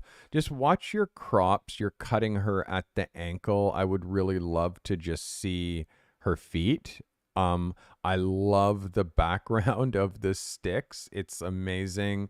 Look at it as a cover. It's like you shoot National Geographic level photos, Anton. I just always want to just help hone you and tune you into the destroyer that you are. This is a for sure yes. The one thing that I see is exposure in here on the face. Just give me like that down just a touch, and just where you're cropping the feet, just make sure that you include the feet, or the crop has to be above the knee. With this picture, obviously you can't do above the knee, so I would or you bring that the dress in to cover, so this is all just red. And now you're not thinking about where it's cropping the foot at all. This is a great shot for me, Anton. Thank you.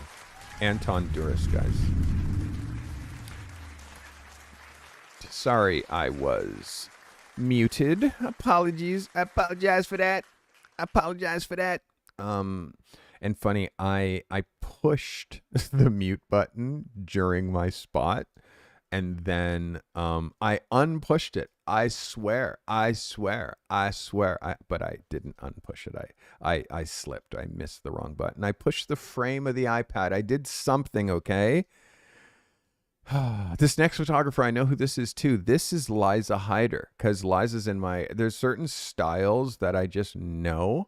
Like, I just know their style, and I know the image because it was so high impact when I saw it for the first time, especially from my people who submit for portfolio images every week, or people who are in my accelerator, which I really intimately know their work. All right, this is Liza's hero image. No precursor, just here's my goods. Liza, this is it. Like, let's look at it as a double. You can see as a double, although yes, it works as an opening website image. As a double, you can see where your gutter is going. I know that she's holding the edge of the pool here that you wanted to cut off, but I would personally have cut this frame right here. So I could move her entire body up. Okay, I move her entire body up. Therefore, cutting her hand here, her arm here, makes it less aggressive than where you're cutting it. And also, it would have allowed you to include the fingers, because cutting those fingers off are like, ugh. So you can see where the chin is hitting the gutter, where the fingers are getting cut off, and how the space that's happening literally between here and here is all inconsequential. Like, there's nothing that's important that's happening, like basically from there over. So this is a small, and I know it's a lot of notes on your photo. I know it's a lot of notes on your photo, but understand this is an amazing image, and only a psycho person is going to see what I'm seeing. But I need you to notice, I need you to be as psycho as I am with your composition. My vibe here, I love the way that her body is her body, the body lines are really elegant. I think that this is really nice. Imagine if this face was up here, like you pushed her into this upper corner and you brought her through the frame that way. So for me, that's another thing, is like, just bring this eye line up here into this quadrant, because there's nothing quite important happening here or over here. And now you get to see more of what's happening down here and more of her hands, and you get to drop her face in the right spot on the double page spread. I hope that brings you value. Liza, you're a killer shooter. So again, like, Liza's in my accelerator. I just want more from you. More of this type of work, Liza. More swinging for the fences is what I'm saying. Just more. Let's see who this shooter is. Hey, Nick Johnson. Yeah, there you go. Nick says, this is currently the opening shot of my website. I'm actively pushing my work to independent designers and fashion brands for lookbooks, catalogs, and e-commerce work. I got this one little thing on my wish list. If I were to reshoot this look, I wonder if we'll be on the same page. EOS R6 Mark II 7200 at f7.1. Big ol' Octa camera right, and a grip to help keep the texture in the fabric, and a V-flat for Phil. You know that guy, Phil. This is Nick Johnson. Nick. Really nice presence, Nick. This is lovely. Let's look at it as a cover. A little bit high in the headspace, but you know, you can put her face in front. Be very wary of, like, you know, the posies. Like, again, this is dope. Let's look at this at a 100%. Exposure's good. You could probably come down just a touch, because we are just starting to get a little white here in the highlights. Bring this down for me, like bring this down 0.2 or like between 10 and 20%. Trust me, you're not going to lose any oomph by dropping this down just a touch. You actually don't even have to do it with exposure. Do it with brightness. Just pull the brightness down just a touch, because we are losing just a touch of the highlights here. Other than this, Nick, this is gorgeous for me. You can also see those highlights are also coming out in the chesticles, a little bit on the shoulders, because obviously your light is coming from this direction. So, well, no, it's actually coming from front, because I can see it's coming from here. So it's just a little bit of exposure. This is black. We can afford this to go down also, that like 0.2. This is a yes though for me, Nick. Just also with your full lengths, just watch your headspace, because you know you're going to be shooting for Vogue. Sorry, that's the wrong frame. You're going to be shooting for Vogue, and you're going to need to have that masthead up there. So make sure your framey frames are, you're just giving yourself a little bit of that room. But this is a yes. This is definitely a portfolio picture.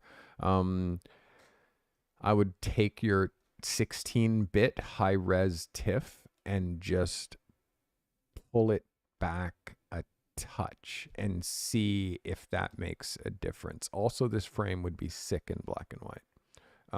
2 cents in a bag of chips for Nick Johnson. Nick, oh, who's this shooter?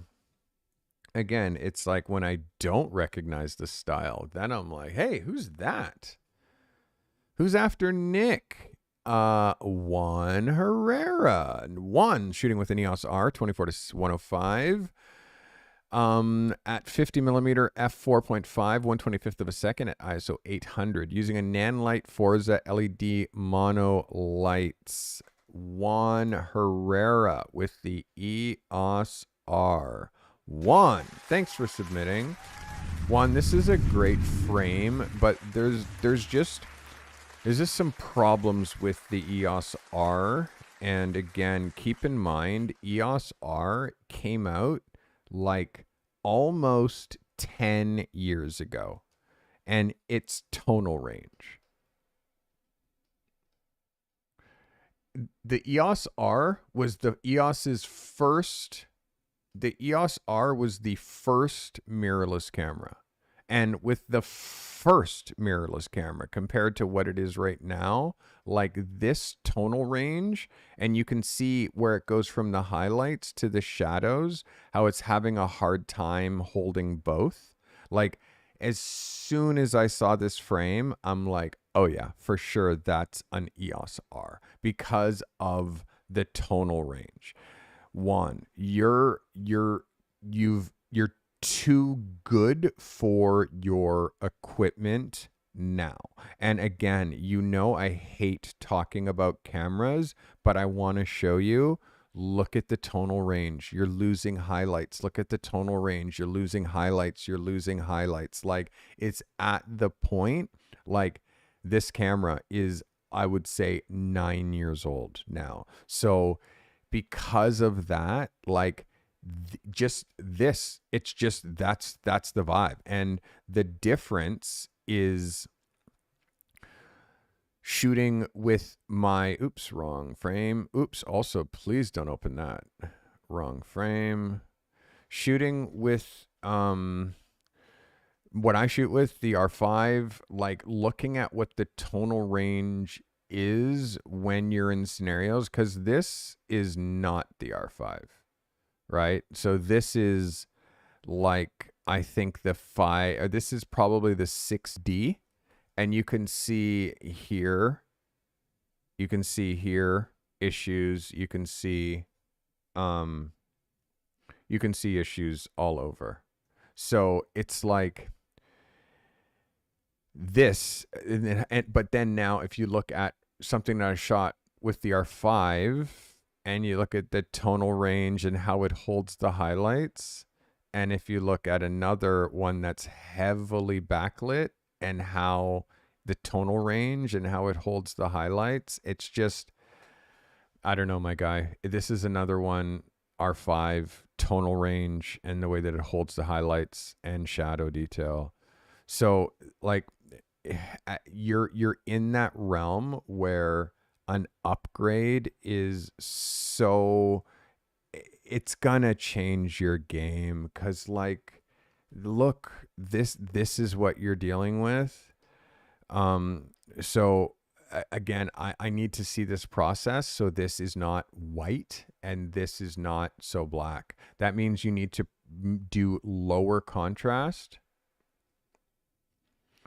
because your camera biases towards the higher contrast. Also, camera settings,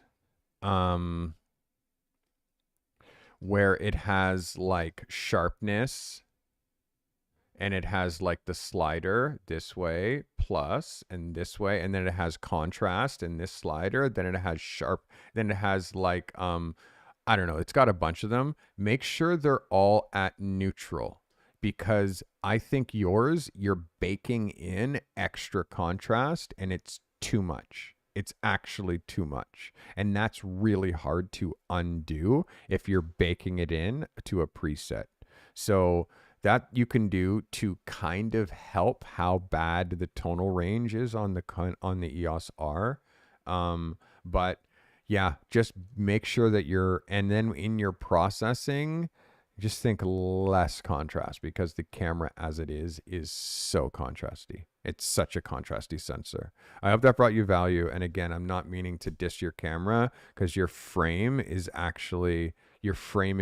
dope, and you have such a lovely sensibility one. It's just like you've outgrown your camera. And like Auto Lux, you're another one. You're shooting RP. That's like the Canon R Lite. It's like the same camera, basically the same sensor and also the same age. So if you're shooting with an RP or you're shooting with an R, it's like Canon, like they're the next generation, like the R5 generation got so much better. And Casper's saying M50, bro, come on. Like Canon discontinued that so long ago. You have to prioritize your career and invest in yourself. It's simple. Invest in yourself and you'll love photography again. Like you love photography, but you hate your camera. Imagine what kind of a messed up relationship that is. I love photography and I love my camera. So when I'm shooting with it, I don't even think of my camera, because it just is. You know what I mean? I can just get on to making great work. You know, that's Juan Herrera, everybody. Juan, it's a great frame, man. It's the contrast is too much. It's too much. It still can go in your book. I just want you to work on reprocessing it for me, okay? So we're not burning out the highlights. How am I doing, everybody? You guys like me still? How am I doing? We're down to the last 5 photographs. This is Joseph Baldwin, everybody. Joseph says, wanted to share a new area of work I've been focusing on: environmental lifestyle portraits. This shot was taken during a trip to LA, specifically on Melrose, where there's a farmer's market every Sunday. Shot with the EOS R, 50 millimeter, 1.8, shot at 200th of a second, 3.5, ISO 400. This is going to get moved over. This is Joseph Baldwin. Joseph. Little LA styles.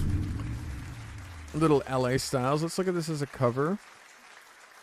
His pose, it's hard because he's a big dude, and it's like he's a big dude. His shoes are not the right shoes for this deck. Like, please tell me he's not skating in these, dude. They'd be done in one session, not even one session.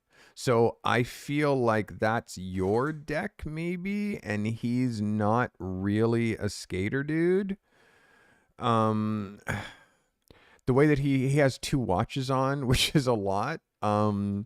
I don't know, Joseph, like I feel like I need him to be a bit more neutral. He's leaning to one side. I really want him squared off in the center, because he's leaning that way, it throws me because he's so big, and then he's wearing shoes that are featured. Like his shoes are featured, but they're not flash. They're not like they're literally they're not clean, they're not new, they're not substantial. So it's like it's Melrose. Like now it makes me think like he's got two watches on, but he has really inexpensive shoes. So for me, it means that this guy's prioritizing his money is going in the wrong direction. You know what I mean? So I don't know. Like portfolio picture, maybe there's another edit. Maybe there's another edit. Like I'm not sure. I know that that's your deck and not his, because he's not skating in those shoes. So then that adds like a level of inauthenticity. But I know that you probably gave him that deck because he's so tall. Sitting on that lip would have made him too low. But just seeing this part up here, this is all quite distracting for me. I would love if this wasn't there, because you can see once I take that white away, you notice him more, but then you also notice how he's offset. And then you notice the watches, and then the next whitest thing is the shoes. So I don't know, man. I think this picture isn't as good as you are, Joseph. You're up here. I just feel like you're such an authentic person. Like anything in your photography that feels inauthentic, it doesn't read for me. It doesn't translate, because I know how authentic you are. So if you gave this guy your deck, and if this is his deck, oh my God, please tell me he's not skating in those shoes. And maybe that's why, maybe he just bought them, or I don't know. What's the story with his shoes? Oh my word, Joseph. I want more, my guy. Give me more pictures to pick from. Give me more. And watch your backgrounds. Although this is kind of framing him, because it's crooked, it's not lined up at the same way that this is lined up, and now it's distracting. So I hope that brings you value. That is Joseph Baldwin, everybody, from my professional accelerator. Our next is Mikey Steinmetz. Mikey says R8 RF50 1.8 shot at 200 ISO 100 a 200th of a second f22. Mike Steinmetz. Mikey's in the cartel. Mikey, this is light placement. This is the secret. Your face isn't getting hit by the light, your chest is. This is the exposure. But the angle of your head is too low, and it is actually hitting there. You are definitely getting exposure up here, but your exposure here, we will call this normal, or we'll call it, say, F8. We'll call it F8. I'll just make it up because I'm not going to go back and look. And then up here, the aim, it's hard because usually when I'm lighting a face, I have somebody helping, or I can have someone stand in. But what you do is you just take your light stand and you sky your stand, and it takes the light at the same angle and just pushes it up. So that same angle is now hitting here instead of hitting here. You can see that this exposure and this exposure is under by, I would say, half a stop.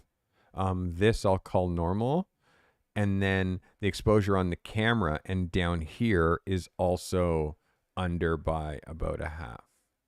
So you can see, and then because it's coming so far from the side, the shadow that's going on the side of the camera and down here is actually taking away from the underside of the camera, and it's taking away the separation from here. So what I would do with this kind of a thing is I would bring the light around more and hit you a little bit more frontal. So number one, it hits your face.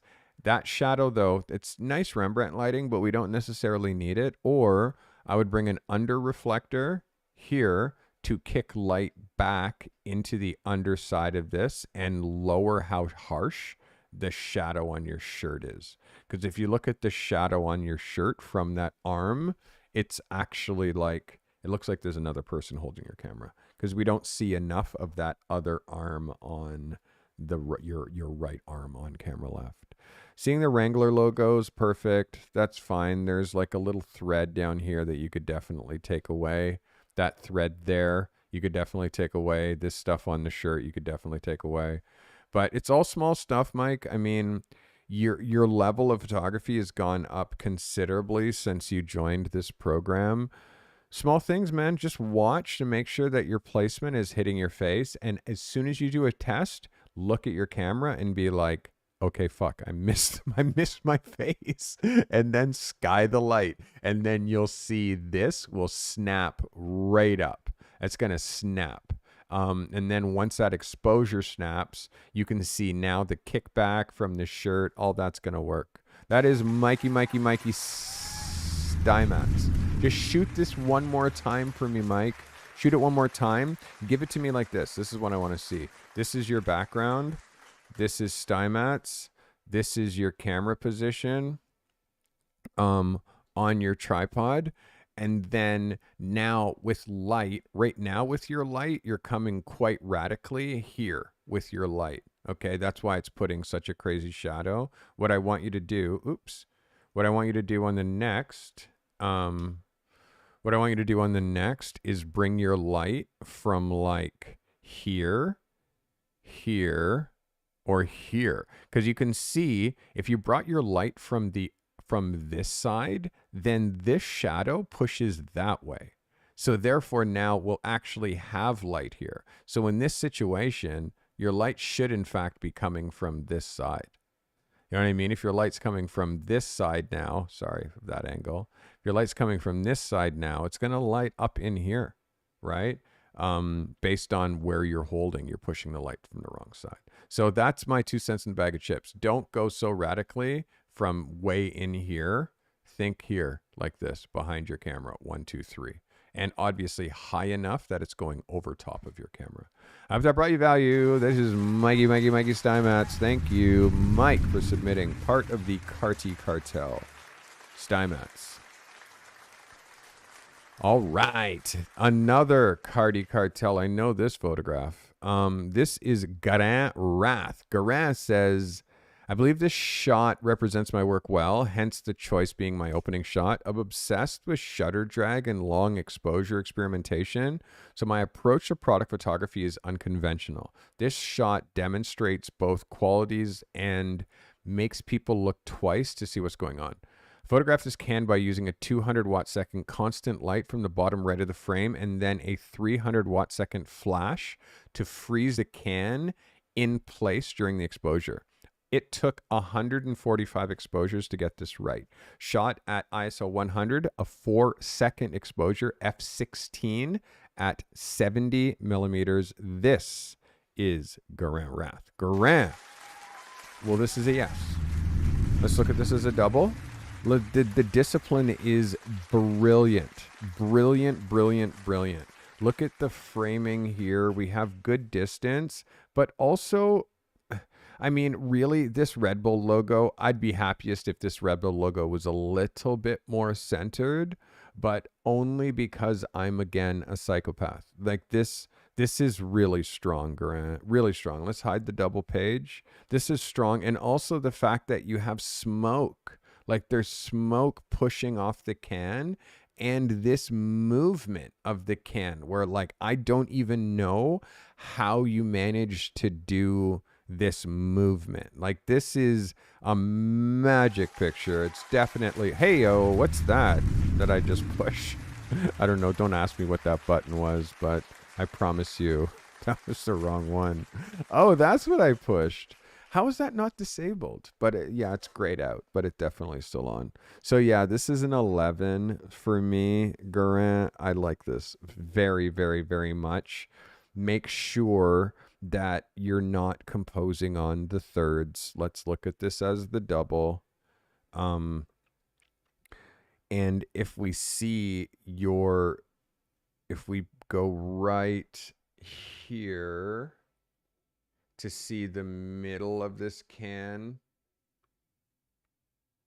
that's not the middle, but that's where the middle of that second frame is. So for me, it feels like you compose this Red Bull on the thirds, because you can see this looks very much like it's on a third. If I take away my other frame, it looks very much like this is on the thirds. So just be wary. That's all. Just be wary. Don't break your frames into thirds. Break your frames in half and then in half again.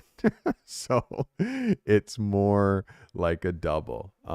That's my only little thing, is I would love to see this can just pushed up. Oops, that's the wrong way. Just a little bit more this way. Guys, this is Garin Wrath. Well done, Garin. I'm giving you an 11 on that one. This is dope. It's a strong image, and I mean, you're a strong portrait photographer, super strong. All right, we have, this is Emin Thompson. Shot with her standing in front of the softbox with a speed light, main strobe with an umbrella bounce underneath. Fuji X-T5 27mm 1.2 ISO 200 1/250th of a second at f8. Emin Thompson. Emin, let's get it on. I love this look on her face. I love the look. It's like a no pose. It's very, like, I'm going to call it like non-pretentious, which is a great description. I love the non-pretentiousness, the unpretentious. I just am. I'm not trying to be anything. I love this. This is really, really quite strong. Let's have a look at this as a zoomed in picture. Look at the focus for me. And again, Emin, you're really noticing now. You shot this at f8. Look at you still have depth of field. You still have like a feeling of depth, but you also have a feeling of focus that is insane. Even still, the tip of her nose isn't quite as in focus as her eyeballs, and that's at f8. And we have people shooting at like 1.8. This is really good, Emin. Really, really good. It's like even your contrast is strong here. Your contrast is strong. I have white, black, and gray within this photo. You could even go a touch up in brightness. Like I would give, test me plus 10%. Okay, just honor me. Give me this plus 10%. Okay, and then contrast. I'm not sure where you're at here. I'm feeling this is very neutral, but give me plus 5% contrast. Maybe 10% contrast. But this is a yes. This is a yes for me, Emin. Good job. This is definitely a yes. All right, friends. We are getting right close to the end of today's episode. I think I have 2 or 3 more photos to look at. Our next is calligraphy. Calligraphy says, my submission to a contest that brings awareness to litter. Would this be acceptable as a cover photo in my book? Z8, 85mm, 2.8, 200th of a second, ISO 100, Westcott FJ 400. Calligraphy, let's go. Calligraphy, I think she's pushing her face too far in. She's squishing her face in too much, so it's actually, we're not getting enough of her face. We're not getting enough of her. We're like, because her out, like I would want her to be like this.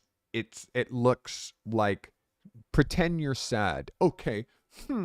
Like she's pretending that she's sad. Like, but a different vibe would just be like just her, like almost like she's crouching and she's starting to pick it up, but it's like there's so much of it she doesn't know where to start. But there's almost not enough of the garbage for her to be as like literally grab a plastic bag. There's 20 bottles here. It'll take you 8 seconds. You know what I mean? So it has to go a little bit further. Other small things is whenever we see something that's bright, it takes our eye away from what we're trying to look at. We're trying to look at this, but because you allowed this gap in the tree to come out.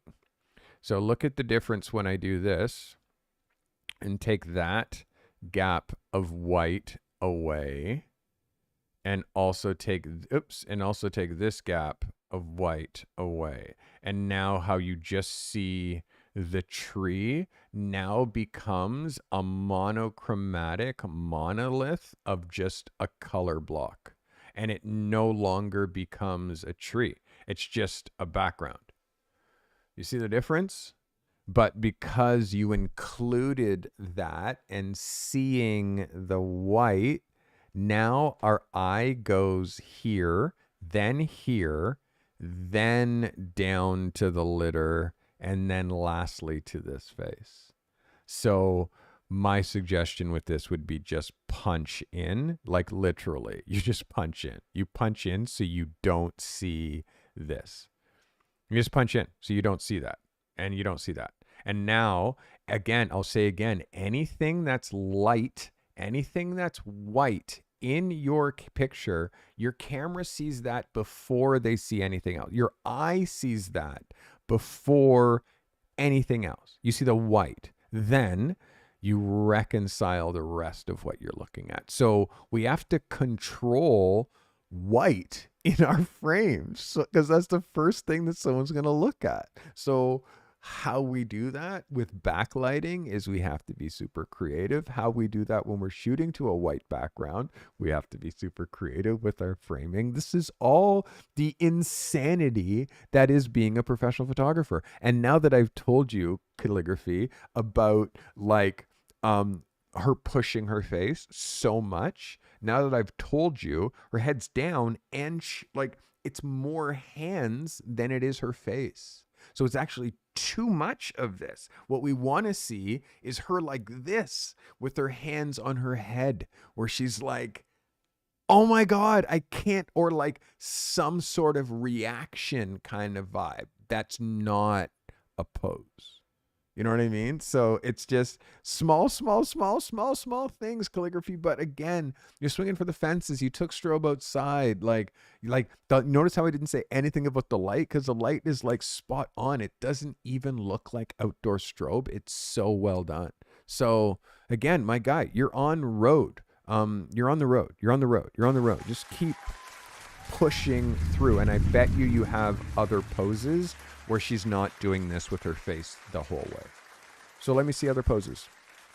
And then also more garbage. Like I would have just grabbed even more garbage. So there's more things here. And there needs to be more variety, because there's literally Coke cans and water bottles and one Sunkist can. So there's not enough variety of litter. So it's literally, it just looks like you just emptied a recycling bag. But if you went and like actually littered up this area, then again, like go far with this and not, you chose clean garbage. You know what I mean? So that's my 2 cents in a bag of chips.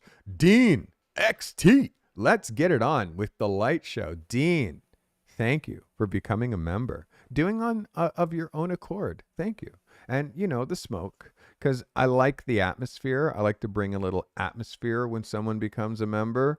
So we do a little smoke show, you know, we bring a little atmosphere here. Dean, welcome to the crew. You'll see I have the best people in the world watch me. The best photographers and the kindest people watch me. So you'll find you're going to get nothing but love in chat. And Nick with the gifted. Nick, thank you, my guy, for your generosity. Nick has gifted a membership to you, Mr. CJ Watson. You just got gifted by Nick. Nick is a G in my accelerator, in my coaching, and Nick is also incredibly generous. So Nick, thank you. And CJ Watson, thank Nick. He just paid for your membership this month. And our last and final shooter is Sean Thomas. Sean says, blessings, Carty and crew. I hope everyone's well. Why did I choose this shot? The Porsche emblem just isn't a logo. It's a symbol of evolving precision and innovation. This modern badge, set against bold magenta and textured carbon fiber, reflects Porsche's blend of tradition and technology. Guerin has just gifted a membership, and Guerin gifted Charlie James photo. You just are getting a month of Carty crew love, courtesy of Guerin Rath. Guerin, thank you. My man Charlie Johnson, thank you to the man Guerin who gifted you. You want to see this photo, I'm sure. Similarly, I capture these iconic details, blending them into high-end art that celebrates the spirit of automotive excellence. Ammon gifting now. Doyle Daniels gifting now. You guys are on a gifting. My smoke machine's going to quit. Guys, thank you. Number one, Ammon, Guerin, gifted. Thank you. Nick Johnson, gifted. Thank you. Ammon gifted. Thank you. Ammon gifted Toner R. Toner FS. Ammon gifted you. And Doyle gifted. Lexi was gifted by Doyle Daniels. And now Calligraphy just gifted. And LaShanta Salter, you just got gifted. Oh my God, my crew is going insane today. You see what I said. I have the best people watching me on the internet. The nicest people, man. The nicest photographers find me. They're so generous, and they want you to be a member as well, which is why they catch your first month. And now it's up to you to, like, when your membership's about to expire, you sign up on your own and pay it forward. Let's go. Thank you so much, everybody. I appreciate you all. All right, guys. Sean Thomas, let's look at what Sean has got. EOS R, by the way, 2/50th of a second, 7.1, ISO 125, 46 millimeter. Sean Thomas is another one who's shooting with an older EOS. He manages to make it work. Sean Thomas, talk to our man Juan Herrera so Juan can get more out of his EOS R while he's still owning it. Sean, this is Sean Thomas. Sean, again, you are one of those ones that I guide so closely. I'm continually tuning, like you tune these fine cars. I'm tuning you to turn you into a destroyer. I like this. This is strong. I mean, the Porsche emblem high up, I feel I could have seen this a little lower. I could see a little crop down here to balance this space, and then this space balancing this space, and then this, and then the Porsche logo with more magenta. There's so many different ways that you could shoot this. You could have punched this on a diagonal, but the thing that I love, Sean, is it matches you and your work beautifully. Like, I love it. It matches you and your work beautifully. And just to give you guys a sense of what some of the other people who watch me and what their work looks like, this is Sean Thomas, and this is Sean's website. And you can imagine this is me working with Sean to get him to the point where his website is industry standard.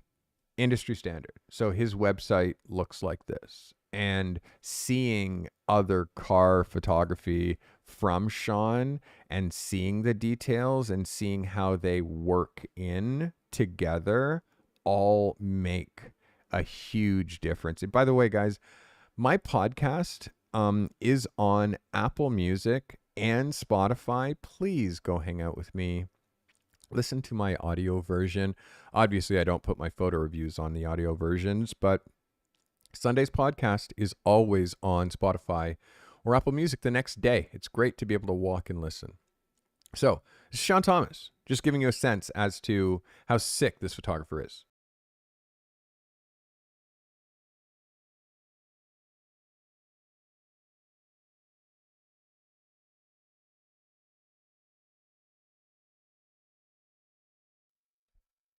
So, when you see that detail shot, you see how it makes sense now that you look at all of the work. And believe me, when I first met Sean, he was only doing the detail shots. He was only shooting like this, only. And I helped him see that it's important to shoot more of the car, not just the details, but also the lifestyle. And once he started adding that, then he started getting clients. So this is Sean Thomas, someone from an accelerator. And again, somebody who's one of the rare people who has experienced a full day with me twice. You can also book a full day with Carty. I'll even travel to you. You can buy a flight. I'll fly to you and coach you all day. Yeah, Sean did it. Sean came to me here and did it twice. He had 2 full days with me. And, now, like, just seeing what's happened with his work since he's had that time with me, it's actually pretty bananas. And seeing the level of cars that he now is getting hired to shoot, it's pretty bananas. All because of some portfolio reviews and some coaching.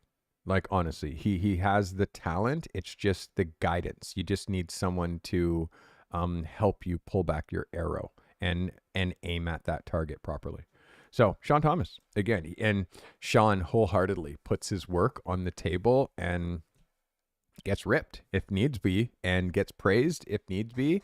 And I helped him see the light with his book because there was just so much. And when it's your work, you're too close to it. You're the worst person to edit your own portfolio. Like, for real, you're too close to it. So it helps when you have someone else come in and like tell you, this is your portfolio. So that's what I did to Sean. I'm like, Sean, this is your portfolio. And he put every single image that I said, this is your portfolio. Every one of those images is here. And now you can see what it looks like. And now all you need, Sean, is some sequencing. Again, I can help you with that the next time I see you. All right, guys, that is our photos of the day. And everybody who submitted, thank you. Thank you. I have some notable bangers. Like, really, I like to give love to my favorite photos. So I'm going to give some love today to people who I'm going to say straight up, with no manipulation, no difference, no changes. This is how I'm going to do photos of the week now with photo reviews. There's nothing that needs to change. This photo, as it is ready for your portfolio. That means that's an automatic photo of the week winner. Okay. Automatic photo of the week winner means there's not a single thing that you have to do to change this photo, which means winning photo of the week on a portfolio review is fucking impossible. I'm sorry to be so vain, to be so bold. Your first photo of the week winner, people, goes to Kyle G. Kyle Gagnier, photo of the week with this environmental product photo. Kyle G, so happy you're back. Your consistency is killer.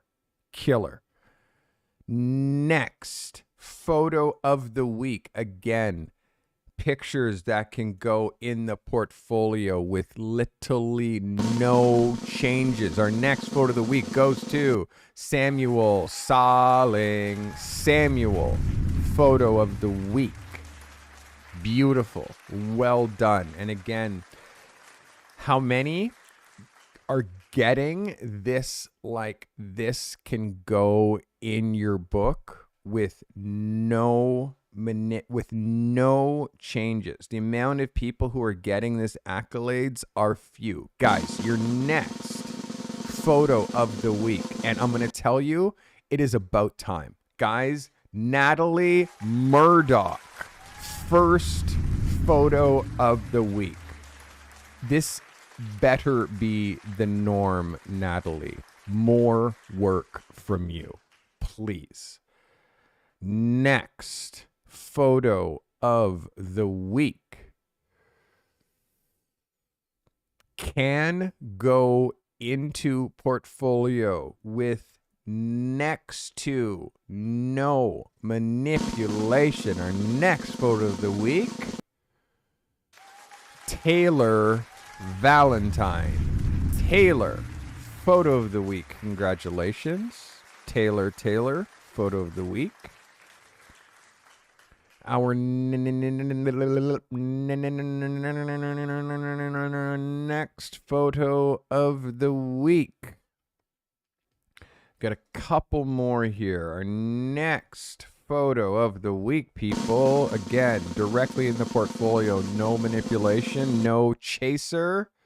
This is Anton Duris. Anton, photo of the week. Again, beautiful. So ready for your portfolio. It's nuts. Anton's photo of the week. Our next, just so happy with this shooter, man. Our next photo of the week, people, goes to Liza Hyder. Liza, photo of the week, girl. Amazing, amazing, amazing.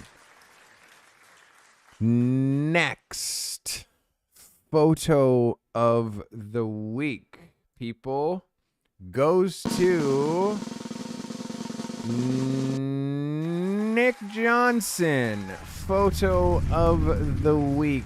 I am being incredibly anal when I say pull back that exposure by 10%. Still, it could hold up just like this, Nick, but it's a fantastic banger. That is Nick Johnson, people.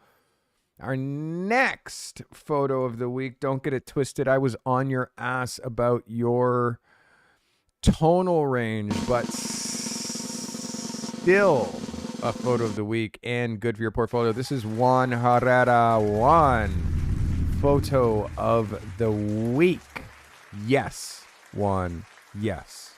Watch your tonal range, watch your contrast, fix those things that I talked about. Talk to Sean Thomas, has the EOS R, same camera. He's making his camera perform better than yours, which means his settings, he's not up and on the contrast. Like, he's got everything slid to the left. So talk to him. Quay. Our next,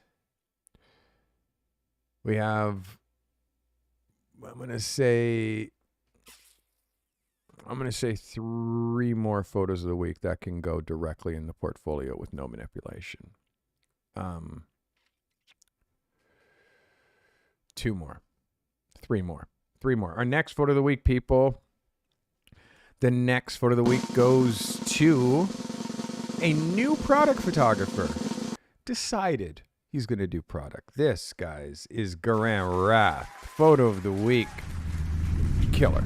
It's just killer. And I love the fact that you're playing with smoke, playing with shutter drag. Like, this is technically so good. I'm going to turn you into an destroyer as a product photographer. Trust me, we are going to get so far with your body of work. I cannot wait. Garan Rath, guys, photo of the week. 2 more, people. 2 more. Our next photo of the week winner, people, black and white, Amond Thompson. Photo of the week, Amond. It's a banger. Yes, portfolio. I love the look on her face. Just love it. And I just want more from you, more portraits. You're such a portrait photographer. I need you to have more faces in front of you so you can make this photo of more people. Guys, Amond Thompson. And our last photo of the week. And again, this guy's is technical. This guy's technical is so crazy. He's getting so good. The way his stuff is like so true to life. Guys, this is Sean Thomas. Sean, our last and final photo of the week. Sean Thomas. Guys, best in show this week is hella tight. It's hella tight. It really is. And I don't know, man, if there is like, can I give a best in show? I think it's really like, it comes down to names that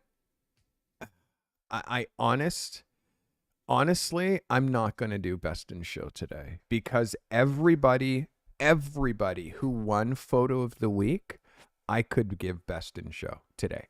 Everybody. So if I chose like a best in show, it's going to be like, it's going to be some sort of, I don't want to call it favoritism. It's going to be a personal preference. And it's like, it's not fair because the assignments, like photo of the week is so important.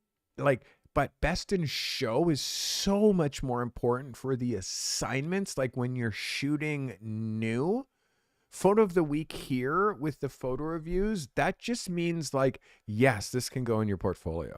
And when you didn't win photo of the week, that means it didn't go in your portfolio. So there should be way more photos of the week. And then best in show, well, no, because it's apples and oranges, because it's different genres, different niches. Like I'm comparing apples and oranges. And if I pick best in show on Tuesdays, it really is just a preference, and that's not fair. So Garan is saying everybody's winning here with feedback from me, and thank you, bro. So yeah, so that's how it's gonna go. It's gonna be photos of the week only. And guys, you're going to ask, well, what do I shoot next week? Well, it's super simple. You send me another portfolio picture. Guess what? Horizontal or vertical. You know the rules for horizontal. You know the rules for vertical. 4,000 pixels wide, not longest side, 4,000 pixels wide, whether it's a horizontal, the wide side, 4,000, whether it's a vertical, the wide side, 4,000 pixels. Super simple, and always 100 DPI. That's how you do it. The wide side, 400. Everybody who submitted, you guys almost all won photo of the week because this is the level of photos that I actually want to look at. Sorry I couldn't do this episode yesterday because, you know, I was trying to be a teacher. If you want to have your photographs looked at, go here, cartymethod.com, thecartymethod.com. Photo submissions you'll see on the top bar. Also, subscribe to this content, me here on YouTube, the Carty Method on YouTube, which is my smiling face, as well as some other incredible creators that I am grooming to become at that level where they're ready to be making videos for me on this channel for you, because they're an expert in product photography or they're an expert in something and they're able to bring a fresh perspective. So I'm not always going to be the one who's making content here on my channel, although it is going to be 90% of the time me. I am going to be helping some of my team become creators by showing them here to you first. With the run, when it's the right video, when it's like the right video, right when I'm like, dude, we're putting that on my channel, that's how it's going to be. So I'm going to be promoting my editor, whose name is Benja Lee, who has a YouTube channel, and he's going to be pushing it way harder. He edits all my content here on this channel. So we're going to be helping Benja by showing you him a little bit more, and he's going to be talking about editing and post-production and Photoshop and Lightroom a little bit. We're also going to be bringing in Garan, who is a sick product photographer, as you see. He's going to be doing some product photography in studio, and also a little bit more coaching, and you might have to talk to Garan first when you book a one-on-one consultation. Garan will assess you before you actually get to talk to me. So I'm not using all of my time doing free consultations. And yeah, the community. The community is so sick. Make sure you're in my mentorship community. It is by far the best and smartest thing I have likely ever done. Tomorrow, we are back for portfolio reviews because we're right back on the regular schedule. Tomorrow, back again at 12, looking at this week's assignment. You have until midnight tonight to submit. Guys, thanks so much for watching.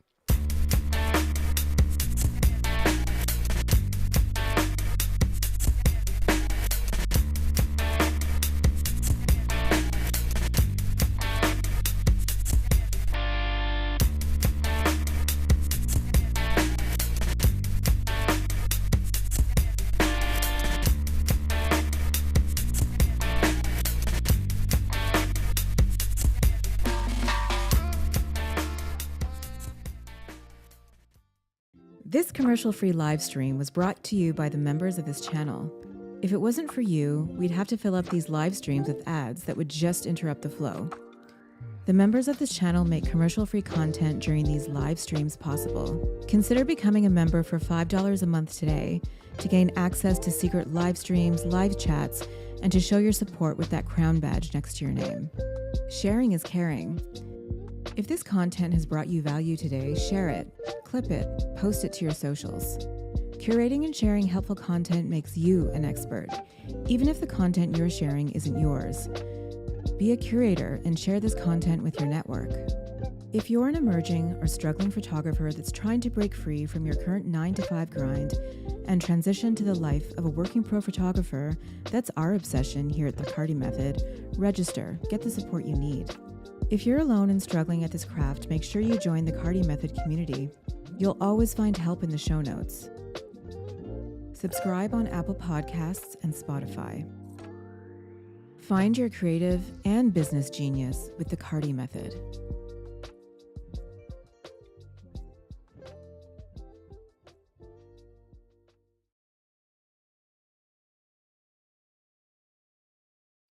Hey, if you became a member recently, you're going to see your name across the top of the frame. Don't forget, I put everybody who becomes a member, I put the last 25 of you at least in here, just to give you some love.